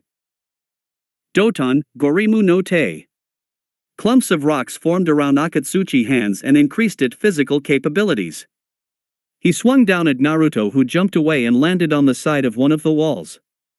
The spot he was standing on was reduced to rubble from the IWA ninja. Naruto jumped down from the wall and landed back on the ground. C and Akatsuchi appeared in front of him. Both went forward and engaged him in taijutsu, doing their best to once again try and hit him. But again, Naruto's speed was greater than both and was dodging them gracefully and almost effortlessly. Plus, it did not help that Akatsuchi and C kept bumping into one another. "Stop getting in the way, IWA idiot.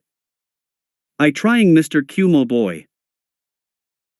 You two don't make a very good pairing, you know that," Naruto said before he sent a strong kick to C, which threw him a couple of meters away, while Akatsuchi got kicked in the guy and then kneed in the face, which sent him staggering back. He had felt a crunch, so Naruto might have just broke Akatsuchi's giant nose. "Suetun, to put him," he said as glumps of water shot out and toward C and Akatsuchi. A few of the water shots hit the duo as the two knocked into each other and stumbled a little. In retaliation, they threw kunai and shuriken towards Naruto. Instead of jumping out of the way, Naruto stood there calmly before he quickly pulled out the shusui and deflected them all with the black blade. When he did, many in the audience, civilian and shinobi alike, marveled at the blade. Those in Kage box looked at it curiously, even Minato. He had only seen the sword in its sheathed state, never actually taken out before. This was the first he and many other had seen a black blade. Many of the shinobis from other villages licked their lips and the thought of having the sword but froze when they had Ki hit them and saw Tsunade glaring at those who she knew had those stealing thoughts. In Konoha, Kushina too looked at it with wide eyes. Why have I never seen that blade before? Surely I would have noticed that sword at home, wouldn't I? Little unfair, isn't it, that you two team up? Naruto spoke, getting the two out of their surprise set as he was curious to why they teamed up. It does not matter. You're the son of the Flash and most hate your very existence. Kumo hates your mother and Iwa hates your father.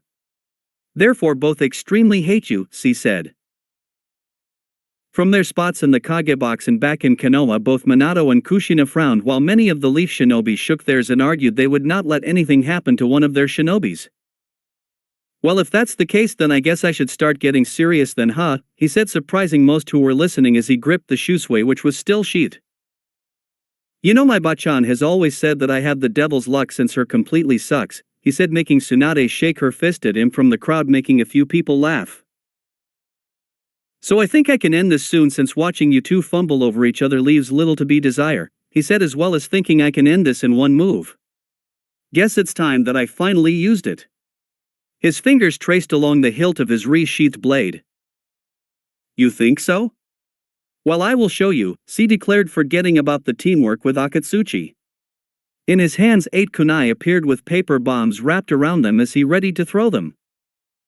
Next to him, Akatsuchi made hand signs before slamming on the ground. Doton, Gorimu no Jutsu.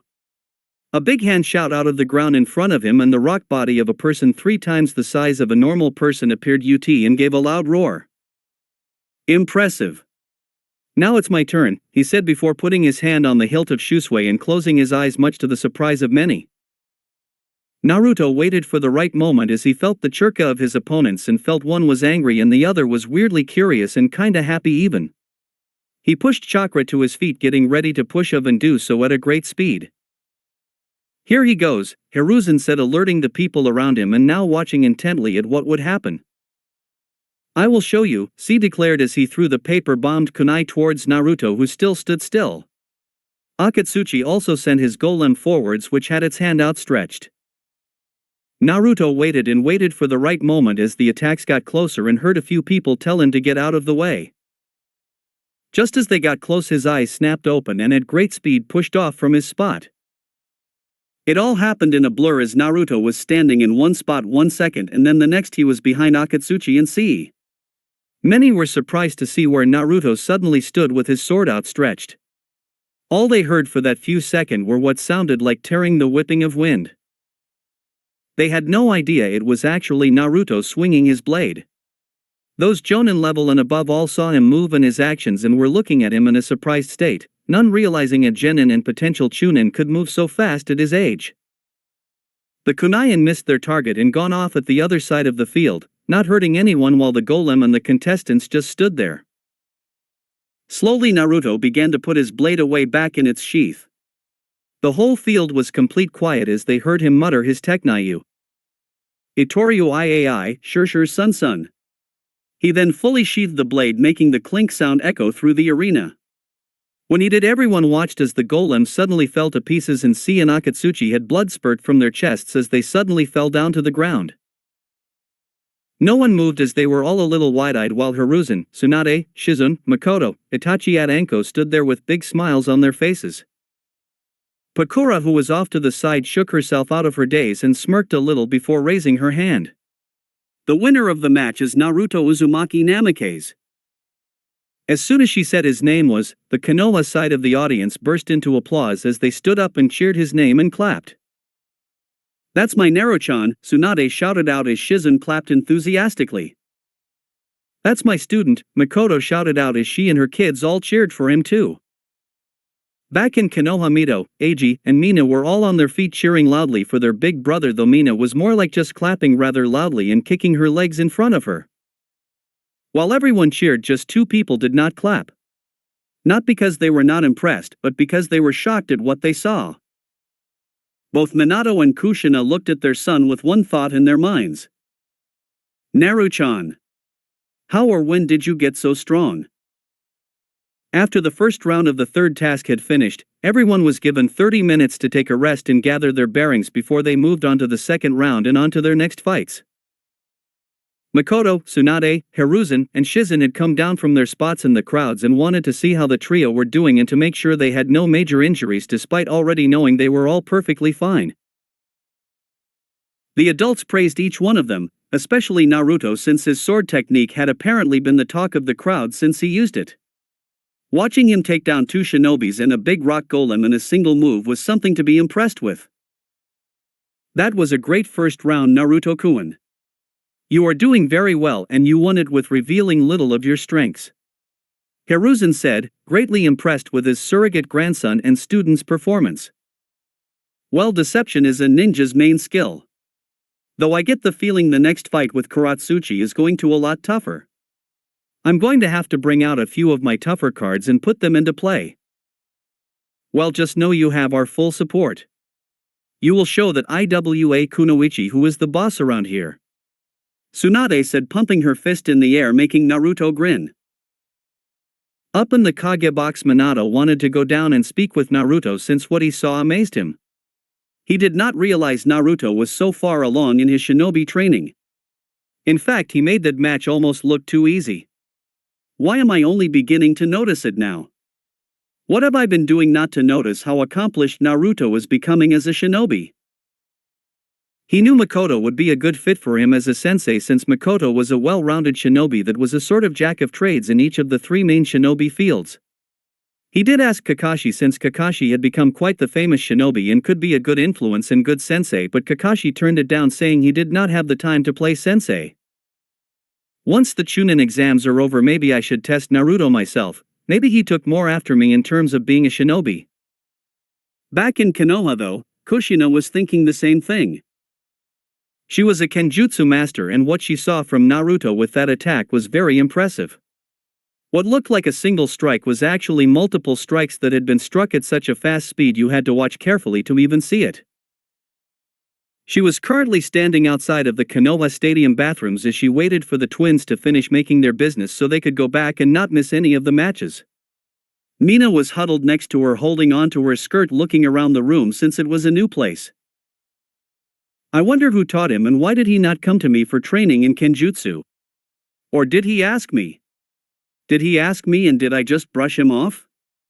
She thought since she was wondering to what sort of shinobi training she had actually provided her son. Once Naruto got back, she too knew that she would have to talk with Naruto about where he got his skill set from. Back in the Suna Stadium, the waiting bell signaled, making everyone know that it was time for the second round to begin. Naruto, Itachi and Anko went back to the box where they already found Katsuchi waiting for them. She looked over at them when they came in as well and looked Naruto over before turning away. Why does she keep doing that? Anko asked since Katsuchi had kept glancing at Naruto and turning away quite a number of times. No idea. Maybe she is trying to figure me out. Strengths, weaknesses, what makes me tick, you know, that sort of thing. That could be it. She does strike me as more intelligent than her teammates and the others in the competition. You will have to watch her closely. She could be a wild card. Itachi muttered as Naruto nodded, thinking the same thing. As they entered the box, Bakura reappeared on the fields. The second round to the third part of the Chunin exams will begin now. Would Anko Mitsurashi and Itachi Uchiha of the Leaf Village please come down onto the field? The crowd cheered as the 2 genin names were announced, and they all knew that for the earlier performances that this match was going to be a good one. Alright guys, you are up. Don't disappoint. Naruto said as Anko and Itachi walked onto the field side by side. Once they were in the center of the field, Itachi kept walking a small distance before he stopped and turned around to face Anko. In the stands, Makoto took a deep breath. Though she knew deep down that Itachi would likely win between the two, she knew Anko was not going to give up easily and was going to give him a run for his money. On the field, the 2 teammates and friends looked at each other. Good luck, Anko-san, Itachi said as he smiled at her. Anko returned it. You too, Itachi. The next match is about to begin. Are you both ready? Bakura asked as both Itachi and Anko nodded and both readied in their respective stances. Bakura looked between them before swinging her arm down. Hajime. When the word was said, Itachi and Anko pushed back a little, both with their hands in their pouches, and as quick as lightning began storming one another with shurikens. None made it past the collision center as the shurikens all found themselves getting rebounded of the other shurikens and were littering the ground as well as the wall. A few of the shinobis even had to duck their heads to avoid getting a shuriken stuck in their heads. On the field, after a minute of throwing shuriken at one another, they eventually stopped, but not before Anko put her hands on the ground with blood on the edges of her fingertips. Kochios no jutsu, she said as a puff of smoke appeared and a long snake appeared out of it. The snake saw Itachi and quickly slithered over to him and began to strike at him with quick and precise strike with its mouth as its fangs were bearing out as well as its tongue. Each time it struck, Itachi efficiently dodged its strikes and managed to land a few strikes onto the snake before he pushed himself away and jumped on the wall. The snake quickly followed after him and did its best to catch up to him, but Itachi had showed that he too had trained in his speed as he easily outmaneuvered the big snake. He then jumped in the air away from the wall and where the snake was and made hand signs. Katana Haikue no Jutsu, he said as black ash and fire poured out of his mouth and engulfed the snake, making it hiss in pain. That's going to hurt. Naruto muttered as many in the crowd thought the same thing. They would not want to be that snake right now. When the ash cloud disappeared, the snake was still there, but its skin was burnt in multiple places. I am going to be heading for weeks. The snake hissed out before it disappeared in a cloud of smoke. When Itachi landed on the ground, Anko came up behind him and pulled a kunai over his neck. You should remember to watch your back, she said as Itachi smiled at her. I could tell you the same thing. Anko eyes winded when Itachi suddenly disappeared in a murder of crows and could hear something soaring through the air and coming towards her. She turned around in time to see kunai heading towards her. Her eyes counted how many there were and in retaliation threw the same amount of shuriken. Her shuriken collided with Itachi's and cancelled them out. As she did, Itachi appeared in front of her, jumped over her shoulder, but as he was in the air grabbed her shoulder. He then landed and using his strength threw her across the field with a lot of force. Anko couldn't dodge in time as she slammed into the walls of the stadium, wincing a little as she rubbed her lower back. I think I felt something crack, she thought as she shakily stood up, though her lower back felt like it was on fire. I have to tough this out now. She's hurt, Naruto whispered to himself as Tsunade and Shizen made the same decision. Anko made a few hand signs and Itachi, who had his Sharingan active, copied the movements. Katan, Enden no Jutsu, they both said as two giant fireballs blew out of their mouth and collided with one another, making a shockwave of heat hit the closer audience members. Fugaku meanwhile turned to his wife. That is an Uchiha clan jutsu. Why does someone who is not an Uchiha know it? He asked as Makoto shrugged at her husband's question. Itachi must have shown her it. She does have a fire affinity, so it would be a helpful jutsu to know. Fugaku obviously was not satisfied with the answer but had to accept it since Makoto had now turned back to the match at hand.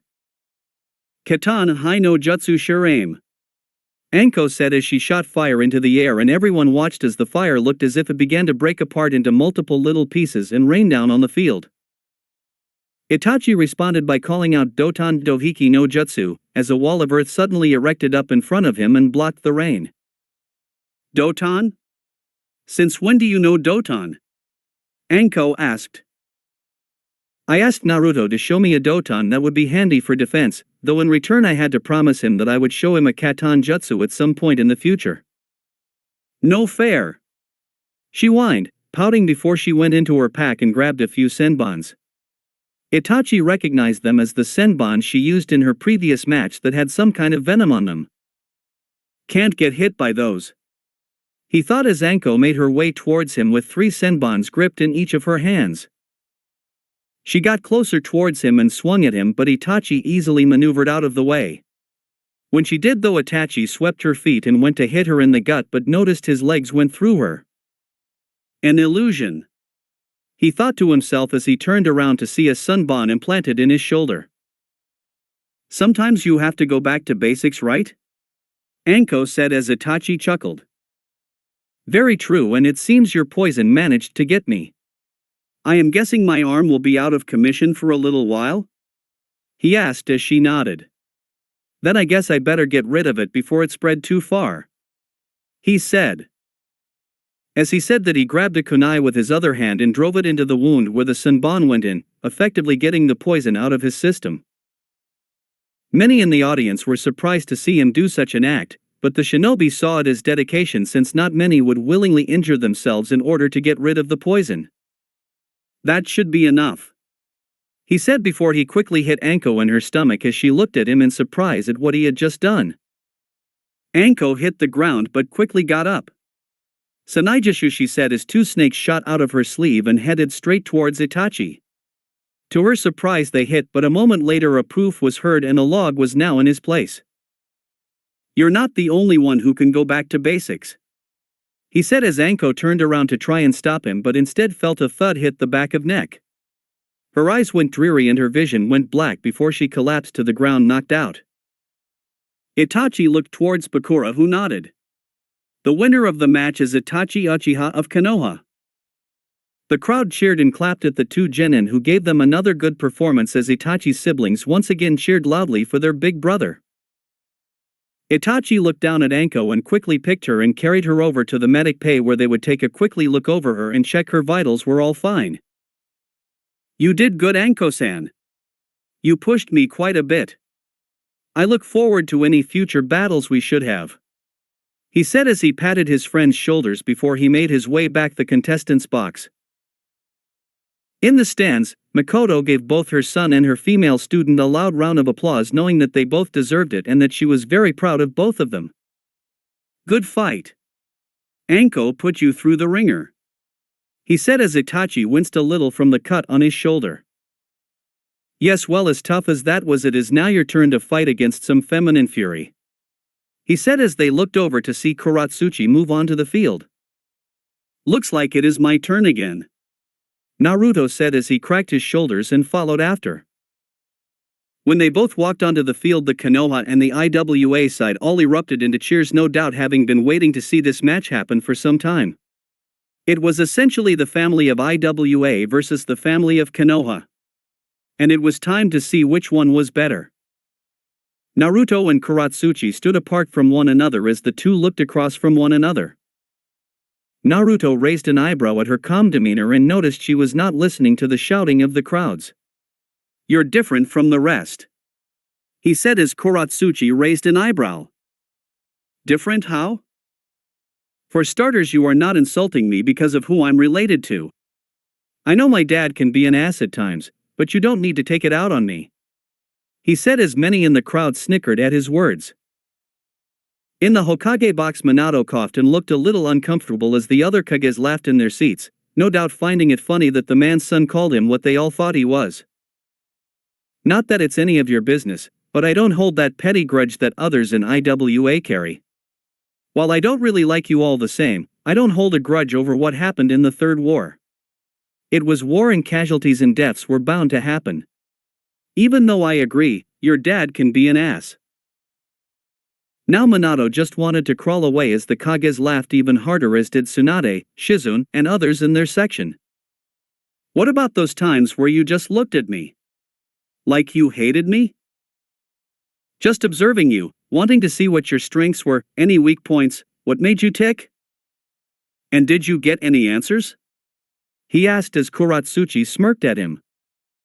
Well, I guess you will just have to find out, she said, making Naruto back in return. Okay, lovebirds, if you two are done flirting with each other, Bakura said as Naruto and Katsuchi blushed a little and looked the other way, drawing a few laughs from everyone. Then we can begin this match. They both nodded and got in their respective stances. Hajime. Doton, Daichi no Seppuku, Katsuchi called as a massive spike of earth shot out of the ground towards Naruto. Naruto jumped back 10 meters and missed the spike as he unsheathed the shusui. Katsuchi went forward with a kunai in each hand and began swiping at Naruto, who easily defended with the shusui. Sparks flew from the kunai and blade when they connected with one another. Katsuchi used her slim body and used her flexibility to perform a couple of very agile and well-balanced moves as she tried to hit him in some of his vital spots. One of her kunais went for the jugular, showing Naruto just how serious she was being. He moved his head back and just felt the graze of the tip of the kunai hit his throat. In response, he swept her legs with a vicious kick, but Katsuchi quickly jumped in the air before she unleashed a kick of her own. He caught the kick and threw her over his shoulder, but she easily rolled with the throw. Doton Doro no Gazo, she said as Glomson mud shot out of her mouth and rocketing towards Naruto. Futon Idetapa, he said as he took a deep breath and forced a large swirl of wind out of his mouth. The wind rushed forward and knocked into the mud shots, sweeping them away or destroying the others. Futon, Doton, and Suiton Jutsu? Kushina thought as she watched the screen of her son fighting the Iwa Kunoichi. How does he have 3 elements? He should have taken after either myself or Minato, yet he has inherited both along with another. Back on the field, Naruto defended from a few quick strikes from Katsuchi, though he was too fast and managed to block each strike and counter with his own, though she would block and do the same. Eventually her kunai and Naruto's sword locked onto each other and began fighting for dominance. When they entered a stalemate, Naruto used his superior physical strength and pushed her back and sent her flying back a couple of meters. So he is not all show. He has physical strength too, she thought. Katsuchi easily backflipped and landed on her feet. Kage Bushin no Jutsu. Naruto called as 3 shadow clones shot forward and began attacking Katsuchi as Naruto placed a hand on his blade's hilt. He's going for it again, Hiruzen said as Tsuwanda nodded. It's early for him to be going for it again. When he watched the clones get her in the right spot, charged. Itoriu, Shurshur Sun, he said as he suddenly shot forward and went to slash Katsuchi again. However, when Katsuchi saw what he was doing and noticed him ready to charge, she already knew the general dynamics of the attack. She ran forward towards one of the Naruto clones and jumped onto its shoulder before pushing herself into the air. In the air, she successfully dodged the attack as Naruto went past, having missed his target. Up in the Kage box, Inoki grinned at his granddaughter's display. She dodged it, Naruto said, surprised before he saw Katsuchi performing hand seals again. That trick won't work with me. You need the opponent to be staying in a spot to let it hit. It's a direct hit move, so if they're moving then you won't be able to hit them, she said as Naruto grinned. You are not like the rest. You're a real kunoichi, give me the best you got, Naruto said. Katsuchi smirked in response. The only real competition I get back home that is in our age range is against Anko and Itachi. Well, I should impress since I have a reputation to uphold. I have Iwa blood running through me and I aim to make my family proud. Is that not what you are doing? Something like that, though mine is only to certain members of my family. There are a few that I am showing them what they missed out on, what they did not help, he said bitterly as he glanced up at his father, who sat there watching the battle with calculating eyes. They stared towards each before they both began to make a set of hand seals, both at similar speeds and similar actions and motions. Katan Hai Bareto no Jutsu. Naruto reciprocated with his own Suiton Mizu Bareto no Jutsu. Water and fireballs rushed towards their targets at great speed but collided with one another, creating a small veil of steam to begin to appear and engulf the lower field, making it a little difficult for some to see what was happening. Neither stopped their attack as fire and water rained down through the field, trying to bypass the other but neither having any success. She really is pretty good, Naruto thought. It's to be expected that the son of the Yellow Flash would be this skilled, Katsuchi thought in return. Deciding to take it up a notch, Katsuchi smiled to herself before she jumped onto the high walls, looking down at Naruto, who stared up at her as did the others in the crowds and who was watching. She made a few odd seals before shout Yotan Yogan Noame. She called out as she took a deep breath and shot out large glomps of lava from her mouth high into the air and watched as it began to separate from large glomps and into small and smaller pieces until it was just like bits of hail. One bit fell onto Naruto's shirt sleeve and quickly burnt a hole into it. Naruto quickly ripped the sleeve off and threw it aside, not wanting to get those kind of burns touch his skin. She knows Yotan? I did not even know IWA had any shinobi who could use that bloodline. Shizen asked as Tswanda and Hiruzen narrowed her eyes, as did Makoto from her seat. There was a clan that specialized and could use the Yotan bloodline long ago, but they got split and separated throughout the year and got spread throughout the years similar to that of the Uzumaki. My guess is that someone from that girl's family carried the Yotan bloodline and it was passed down to her. On the field, Naruto looked at her surprise. Yotan, huh? This takes things to a new level. I have to be more careful around her and I can't let that lava touch me, if it will be lights out for me. He thought. You look a little out of it. I hope that little treat I just gave you did not burn you too badly. She said as she grinned at him as he looked up at her. Not at all, though I was a little surprised. This does not change the fact I will still kick your ass. He said, making her glare down at him. We will see who will be the one to get their ass kicked. She said as she went through another lot of hand seals. Yotan Yogan Kurya no Jutsu. This time a large stream of lava shot out from her mouth and rushed towards him. Naruto quickly saw the danger and immediately jumped as far away as he could from harm's way. However, he noticed that when the lava hit the ground, it began to spread across the floor and slowly begin to cover the ground. Lava is basically molten rock that had been superheated up and had taken a kind of middle ground between liquid and solid. Kept hot it stays as a liquid, but when supercooled it will harden and become rock. He thought before a thought came to his mind. Which means water should be effective against it. He muttered to himself as he went through hand seals and channeled his chakra. Suetun, Mizurapa. He said as a strong jet of water shot forward and covered over the lava and quickly showed to have already stopped it from moving forward. The jet of water was stationed just a bit into the air so the water could evenly spread over the lava and harden it. After a few moments, the jet of water stopped as steam was emitted from the lava and showed the lava had rapidly cooled down to form a layer of rock on top of the surface of the field. Doton and Daichi no Sepeko Seiki. Katsuchi called as Naruto saw that the earth layer that had been created from the lava getting cooled down suddenly shot up. The great thing about lava is once it is cooled down it just turns to earth, enabling me to use my arsenal of earth jutsus. Katsuchi called as Naruto dodged each of the spikes, though at the end the last one managed to leave a slash across his left shoulder, making him wince a little and making those watching from IWA cheer. Naruto jumped back away from the earth as much as he could before he gripped his right fists tightly. He looked up towards Tsunade, who looked back at him before she gave him a nod. Now the tables are about to be turned. Naruto said as Katsuchi listened to his words and narrowed her eyes. Since you seem to like the flat earth so much, let's rumble it around a little. Before he threw his hand up and struck a similar pose to Tsunade's chakra pumped into his fist. When those from Konoha saw that stance, many paled, while Minato and Kushina's eyes went as wide as saucers. She didn't teach him that move, surely. Jiraiya thought as he watched what Naruto was about to do. In the stadium, everyone waited with bated breaths before Naruto swung his chakra-enhanced fist down onto the ground. Woof! He cried out as his fist impacted the ground. As soon as it hit, the earth beneath him shook uncontrollably and giant cracks began to form all over the field. Katsuchi looked around in a panic as she saw the cracks were forming around where she was standing.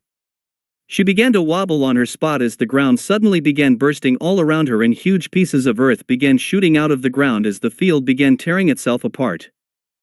This is not good. She thought as she jumped back and tried to stick to one of the walls, but when she did, she saw Naruto appeared in front of her in a great burst of speed. I'm ending this. Naruto thought to himself before he used a chakra-enhanced kick to her stomach, making her lose her breath and get the wind knocked out of her and sent her into the air.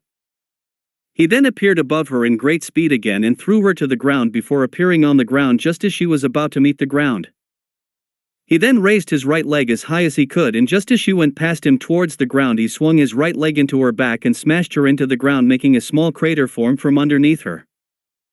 "Suten Kyaku," he said as he did the move before it was over. He looked down towards Katsuchi and saw that she was still conscious but was pretty battered and would not be getting up anytime soon. He sighed and swept a hand through his hair and dropped down next to her on his butt.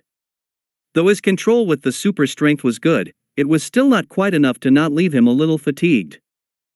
"You beat me," she said sadly as she tried to raise her head but couldn't.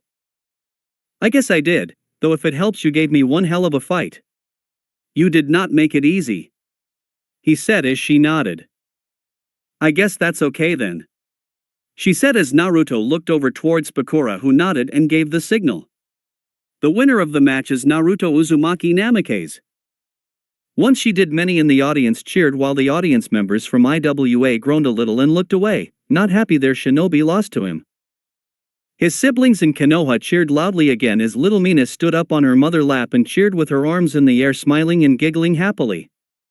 Kushina clapped but was out of words to say from her eldest son's performance. Katsuchi lay on the ground. She knew her grandfather would no doubt give her a telling off for losing, which made her groan. How was I supposed to know how good he was? She thought before she felt a relaxing feeling spread through her back that felt nice and cool. She looked over to see Naruto with his hand on her back with his hands glowing green. "What are you doing?" she asked, furrowing her brow at him. "What does it look like I am doing?" "I'm healing you, of course," he said, surprising her. "Why?" "Why not?" he said, shrugging. "It won't tire me out if that is what you were thinking. I have a lot of chakra. More than both my parents put together when they were my age."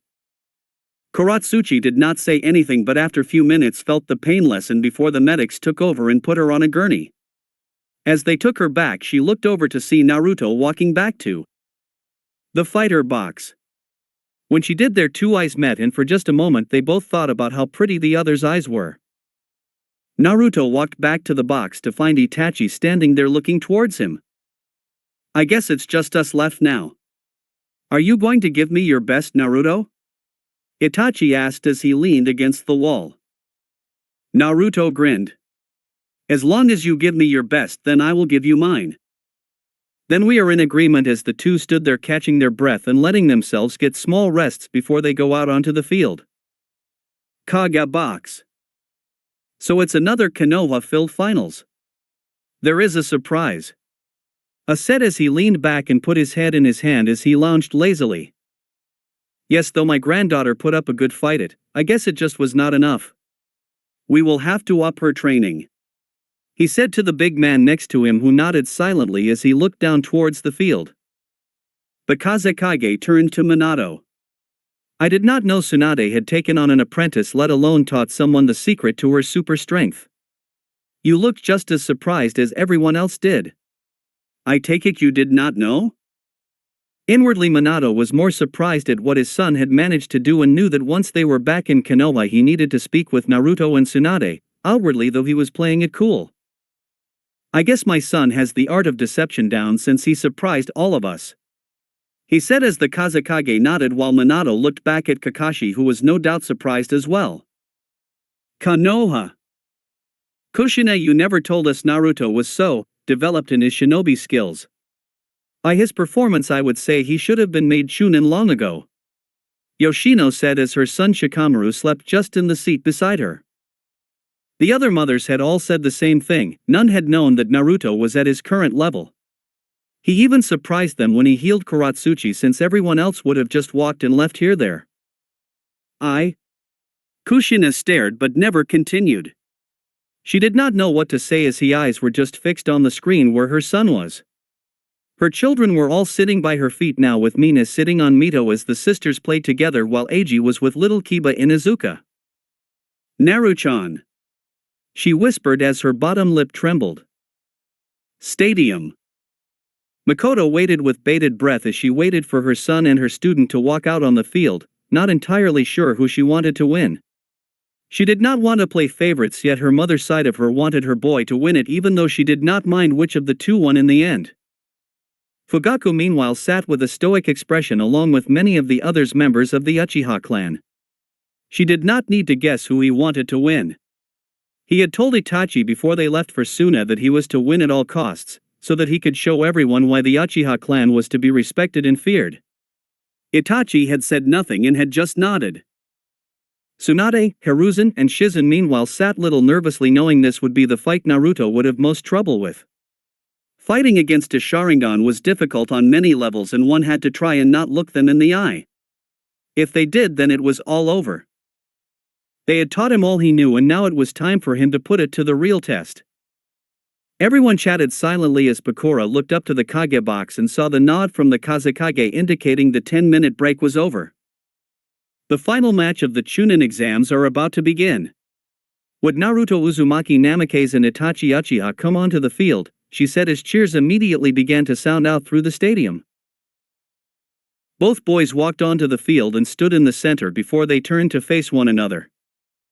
Naruto and Itachi looked at one another from across the field, both with serious and focused looks plastered on their faces. "Good luck, Uchiha," Naruto said, grinning at him as Itachi did the same. "And to you, Uzumaki." Bakura stood beside the two boys and saw they were both ready and just waiting for her signal. She took a deep breath, put her right arm in the air and then swung down. "Hajime," Bakura called out as the match began, though many were surprised when neither of the boys moved an inch. "Mama, why they not moving?" Ria asked from Makoto's lap as she pouted that nothing was happening in front of her. "Neither one are moving. They're waiting for the others to make one tiny slip up so they can take advantage of it," Shizen said as Tsuwanda and Hiruzen nodded with a similar thought. All the Kages sat in the box waiting for one of them to make a move, being very patient and knowing what they were doing. The bodyguards were all doing the same. Then after a few minutes they finally moved. Both boys had a finger flinch at the same time, and the other now tried to use that as an invite to attack. Both Naruto and Itachi threw a kunai at one another, which only met in the middle and made a loud clang sound out through the arena. The two boys pushed off from the ground and went forward and met each other in the middle as they began a taijutsu battle. Itachi went for an uppercut which Naruto managed to dodge by stepping back before Itachi then tried to sweep the legs. Naruto jumped it and then shot his right leg towards Itachi's head, which Itachi managed to block with his left elbow. He then went forward and grabbed Naruto's shoulder and, like earlier with Anko, flipped over him in an attempt to throw him. Naruto, however, when he was thrown, somersaulted through the air and made a Kage Bushin behind him, which threw him back forward and shoulder barged Itachi, which made the Uchiha take a few steps back. Itachi narrowed his eyes and his Sharingan appeared. When they did, Naruto immediately averted his eyes and began looking anywhere else but his eyes. "Your Sharingan doesn't to scare me, Itachi. As long as I don't look you in the eye, then you can't put a genjutsu on me," Naruto said. "But you will have to look up eventually, Naruto. It's only a matter of time," Itachi said as Naruto took the handle of the shusui out. "Itoryu, Sanjiroku Pound Ho," Naruto said as he struck the air with great force and a massive swipe of dense wind shot forward at great speed towards Itachi.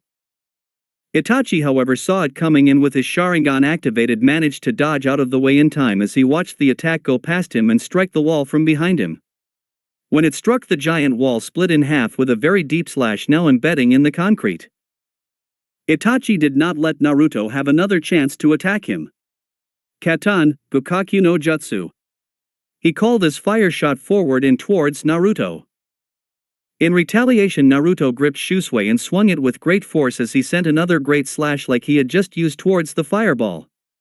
When they met, a small explosion went off which got a plume of smoke to from. Naruto looked around the field as the smoke from the blast obscured his view. Though he did not have to search long as he then looked up to see Itachi in the air with kunais with paper bombs attached to them in each hand and then threw them towards him.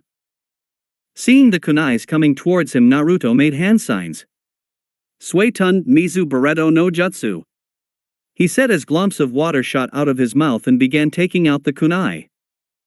He hit 9 of the 10 kunais, but one that was hiding behind the shadow of another kunai managed to get past and landed beside Naruto. He saw it and saw the paper bomb light up before it suddenly exploded beside him. Naru-chan! Shizen and Tsunade called out while some of the Uchihas along with Fugaku grinned at the event. Itachi landed on the ground just a few feet from where Naruto was standing and looked at the post where his friend and rival had previously been standing. "Where did you go, Naruto?" he thought as he saw empty spot where he had been standing. "Front, left, right, up, behind. That only leaves." He started as he looked down to the ground beneath him. Just as he did, the ground began to crack and shake, making Itachi's eyes widen slightly, and jumped back as quickly as he could. A 10 chakra enforced fist shot out of the ground and missed Itachi by an inch and sailed past him. Even though that missed, Naruto brought up his left leg and kicked Itachi in the stomach, making the boy keel over slightly and before getting pushed back and skid along the ground, though managing to still stand. Itachi, though in slightly pain, did not allow any more time to be lost. "Katan suisei no hai," he said as thick glomps of fire shot into the air, covering a small portion of the arena as small comet-shaped fireballs began raining down towards Naruto. "An interesting move, I don't think I have seen that one before," Hiruzen said as he examined the jutsu. Some of the other fire users in the arena watching were thinking the same thing. On the field, Naruto saw the small fire comets coming towards him, Suetun Suijin Hiki. He called as shot water out of his mouth and built up a wall in front of him that went about 10 meters high into the air. The fire comets went through the water wall and immediately cooled off and either disappeared into nothing or began little steam balls that Naruto easily swipe away with Shusui. Naruto then pushed himself off the ground and towards Itachi and swung Shusui at him. Itachi, though, saw the move coming and whipped out a kunai in each hand and blocked the blade, and the two then began trading swipes of metal. Sparks flew all around them quickly and bright as the two traded blows. Naruto swung his Shusui at Itachi, trying to hit parts of the body that were vital in order to bring him down quicker and try to end the match sooner. However, Itachi's Sharingan was preventing it as it kept locked on him and his movements, and managed to read what move he would do next and either dodged or blocked the strikes. In the crowd, many were cheering as they watched the display between Naruto and Itachi, and most were of the civilians were on the edge of their seats. It won't last much longer. The blonde Namikaze brat does not stand a chance against the Sharingan. His attempts are futile. Fugaku said as some of the Uchiha agreed with him, while Makoto scowled at her husband's words. "This match is very close. Both boys are fighting on even grounds," Hiruzen added. "Yes, but if Naruto actually used that skill set he knows, then it would have been over a lot quicker," Tsunade said, quietly motioning about Naruto's Mokuton as Hiruzen nodded. However, they both knew why Naruto wouldn't use that skill set till he was much older. On the field, Naruto was internally getting a little frustrated that he was not landing many of his strikes on Itachi as the Uchiha kept blocking them. He has increased his speed a lot. I need to find some way to slow him down, Naruto thought before an idea popped into his head that made him internally smile. Itachi watched as Naruto swung his blade again towards him, and his Sharingan easily followed the movements. His Sharingan was so focused on the sword that it did not catch Naruto put his hand into one of his pouches and bring out a brush. When Itachi blocked the strike with his kunai, Naruto smirked and put his brush forward and swiped it across Itachi's hand, quickly and skillfully drawing a seal on the back of his hand. Itachi felt the brush touch his skin and his eye widened a little when he saw the black seal on his hand. He jumped back a little and saw the seal on his hand, and with his knowledge of seals to a degree, he recognized it was a weight seal. "Should have kept your eye on the other hand, Itachi," Naruto said as he made a hand movement. "Fuin." Minato and Kushina's eyes widened in surprise as they both thought the same thing. "I didn't think that he would be that skilled in Fuin Jutsu. We need to figure out how he got so strong. I can't even remember teaching him any of what he is using." As soon as he did that, Itachi's left hand dropped to the ground like a heavy weight and went down to one knee. He tried to stand up, but there was just too much weight pressing down on his hand. He sighed and looked towards Naruto. "That was a good move, Naruto, but you forgot one thing." Naruto raised an eyebrow. "You looked in my eyes." he said as everything around Naruto suddenly began to distort and the sky became a light purple and he saw everyone in the stands disappear. Itachi, who was in front of him, was now gone. When did I look in his eyes? He thought as he went over what happened and realized it must have been when he added the seal to Itachi's hand. His eyes must have caught mine when I was adding the seal. I have to get out of this and quick as I can. He thought as he began cutting off his chakra through his body. I need to release a large burst of chakra in order to release the genjutsu. So that is what he did as he began storing up chakra from his body and to be ready to release a large burst of it and be released. He had plenty of chakra left, but after the long day he could feel his body and his muscles aching as the day began to take its toll on him. "You're a failure," a voice suddenly said from next to him as he turned beside him to see his dad standing there scowling at him. "You're a failure of a shinobi. We didn't bother teaching you because I know you were not worth the effort. You could never be the child I always wanted to raise." Naruto widened his eyes a little at that, but he looked forward. "This is not real. It's just an illusion," he said as he suddenly felt some kind of strike hit his face. He looked forward to see Kushina now standing in front of him with her palm outstretched. "I pushed you away because I did not want you anymore. Why would want you when I have 3 perfect little children that I can love and spoil? I never wanted you to begin with," she said as she glared at him. "This is not real," he continued to say to himself as he stored up more chakra to release. From behind him he then felt a strike hit him and saw Senbon sticking out of him. It was Shizune, Swanda, and Hiruzen all standing there with Shizune's hand stretched showing she had thrown the Senbons. "Why did we train you? You're just a waste of our time," they said together. Then from all around him other people began to appear. Makoto, Anko, Mina, Mito, Eiji, Kakashi, and Jiraiya all stood there glaring towards him, all circling around him, all saying the same thing. "This is not real, this is not real," he kept saying to himself, not noticing that while he focused on what they were saying, he was storing more chakra than necessary.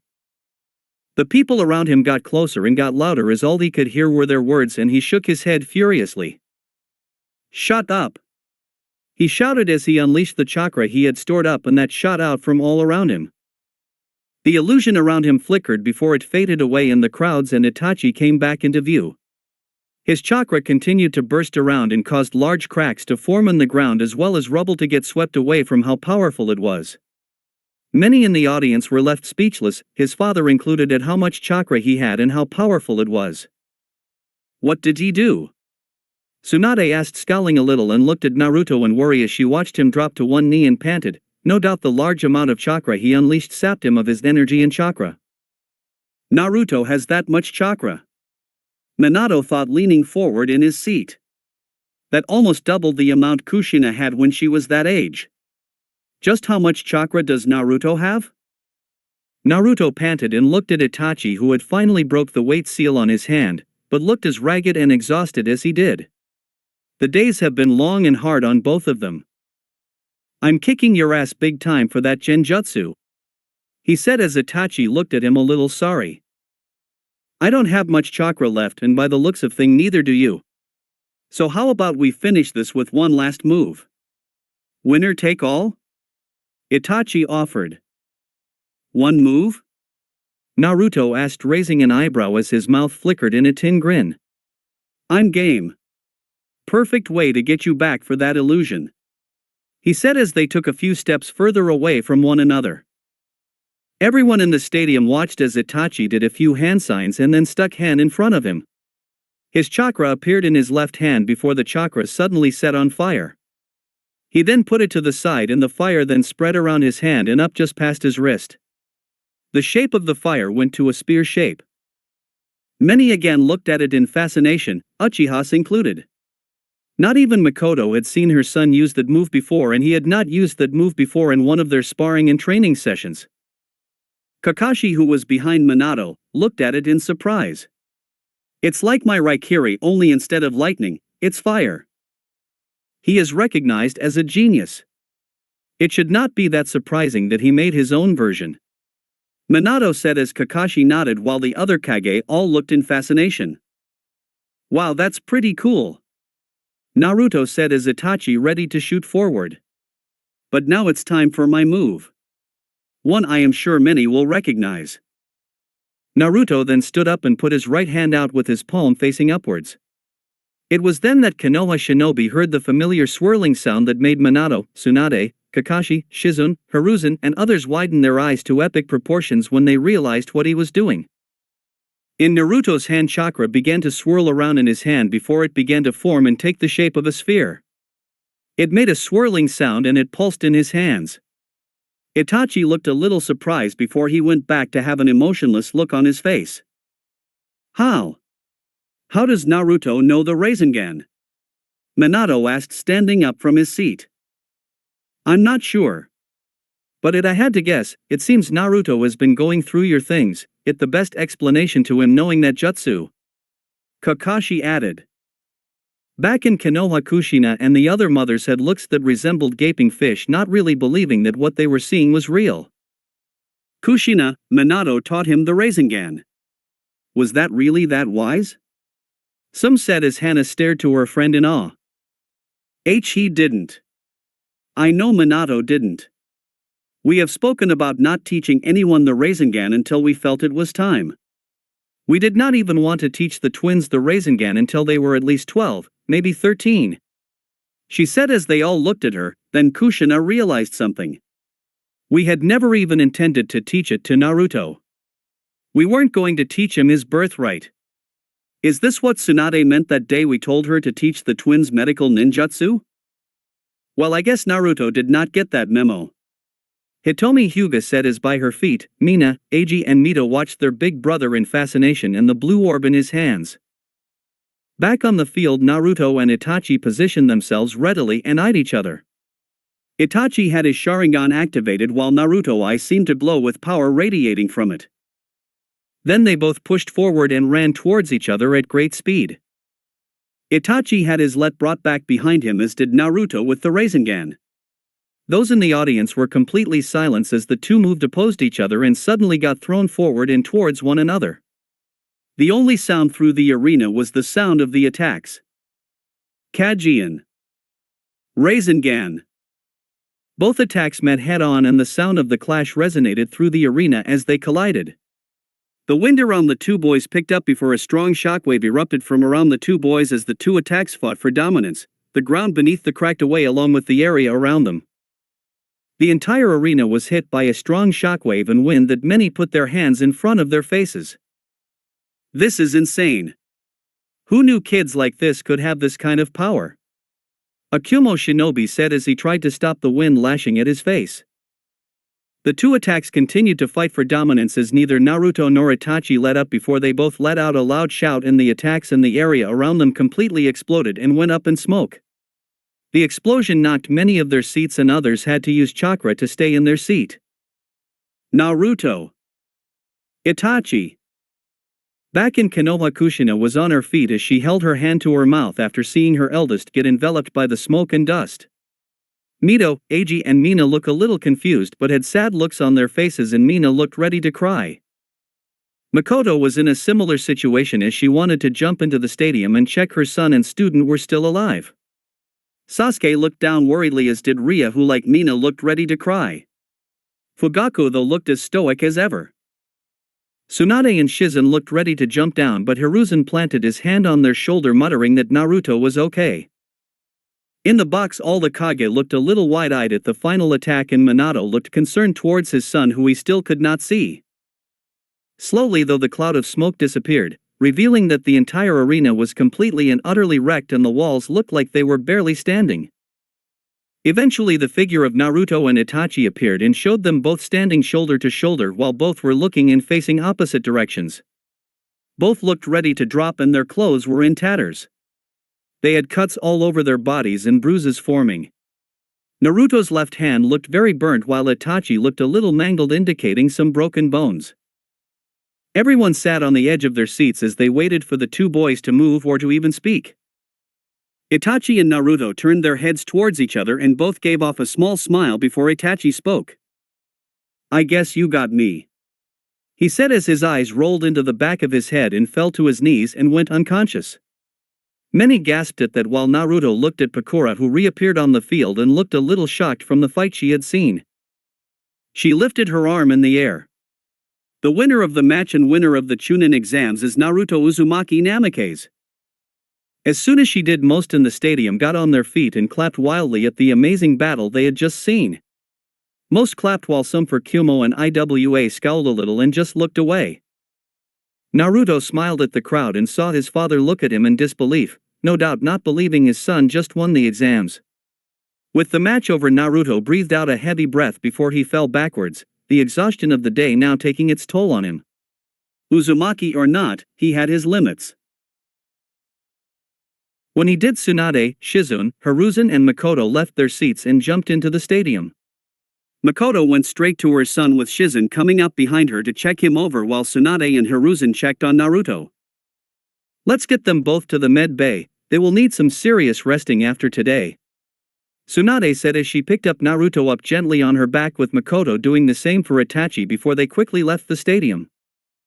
Shizune hurried with them while Hiruzen picked up Naruto's blade in his hands and followed after them. That's it for today. Remember to show your support to the creator of this story if you enjoyed it. If you would like more parts of the story to be uploaded, leave a comment and subscribe to get notified when the story continues. Bye-bye for now, and I hope that you all have a wonderful rest of your day.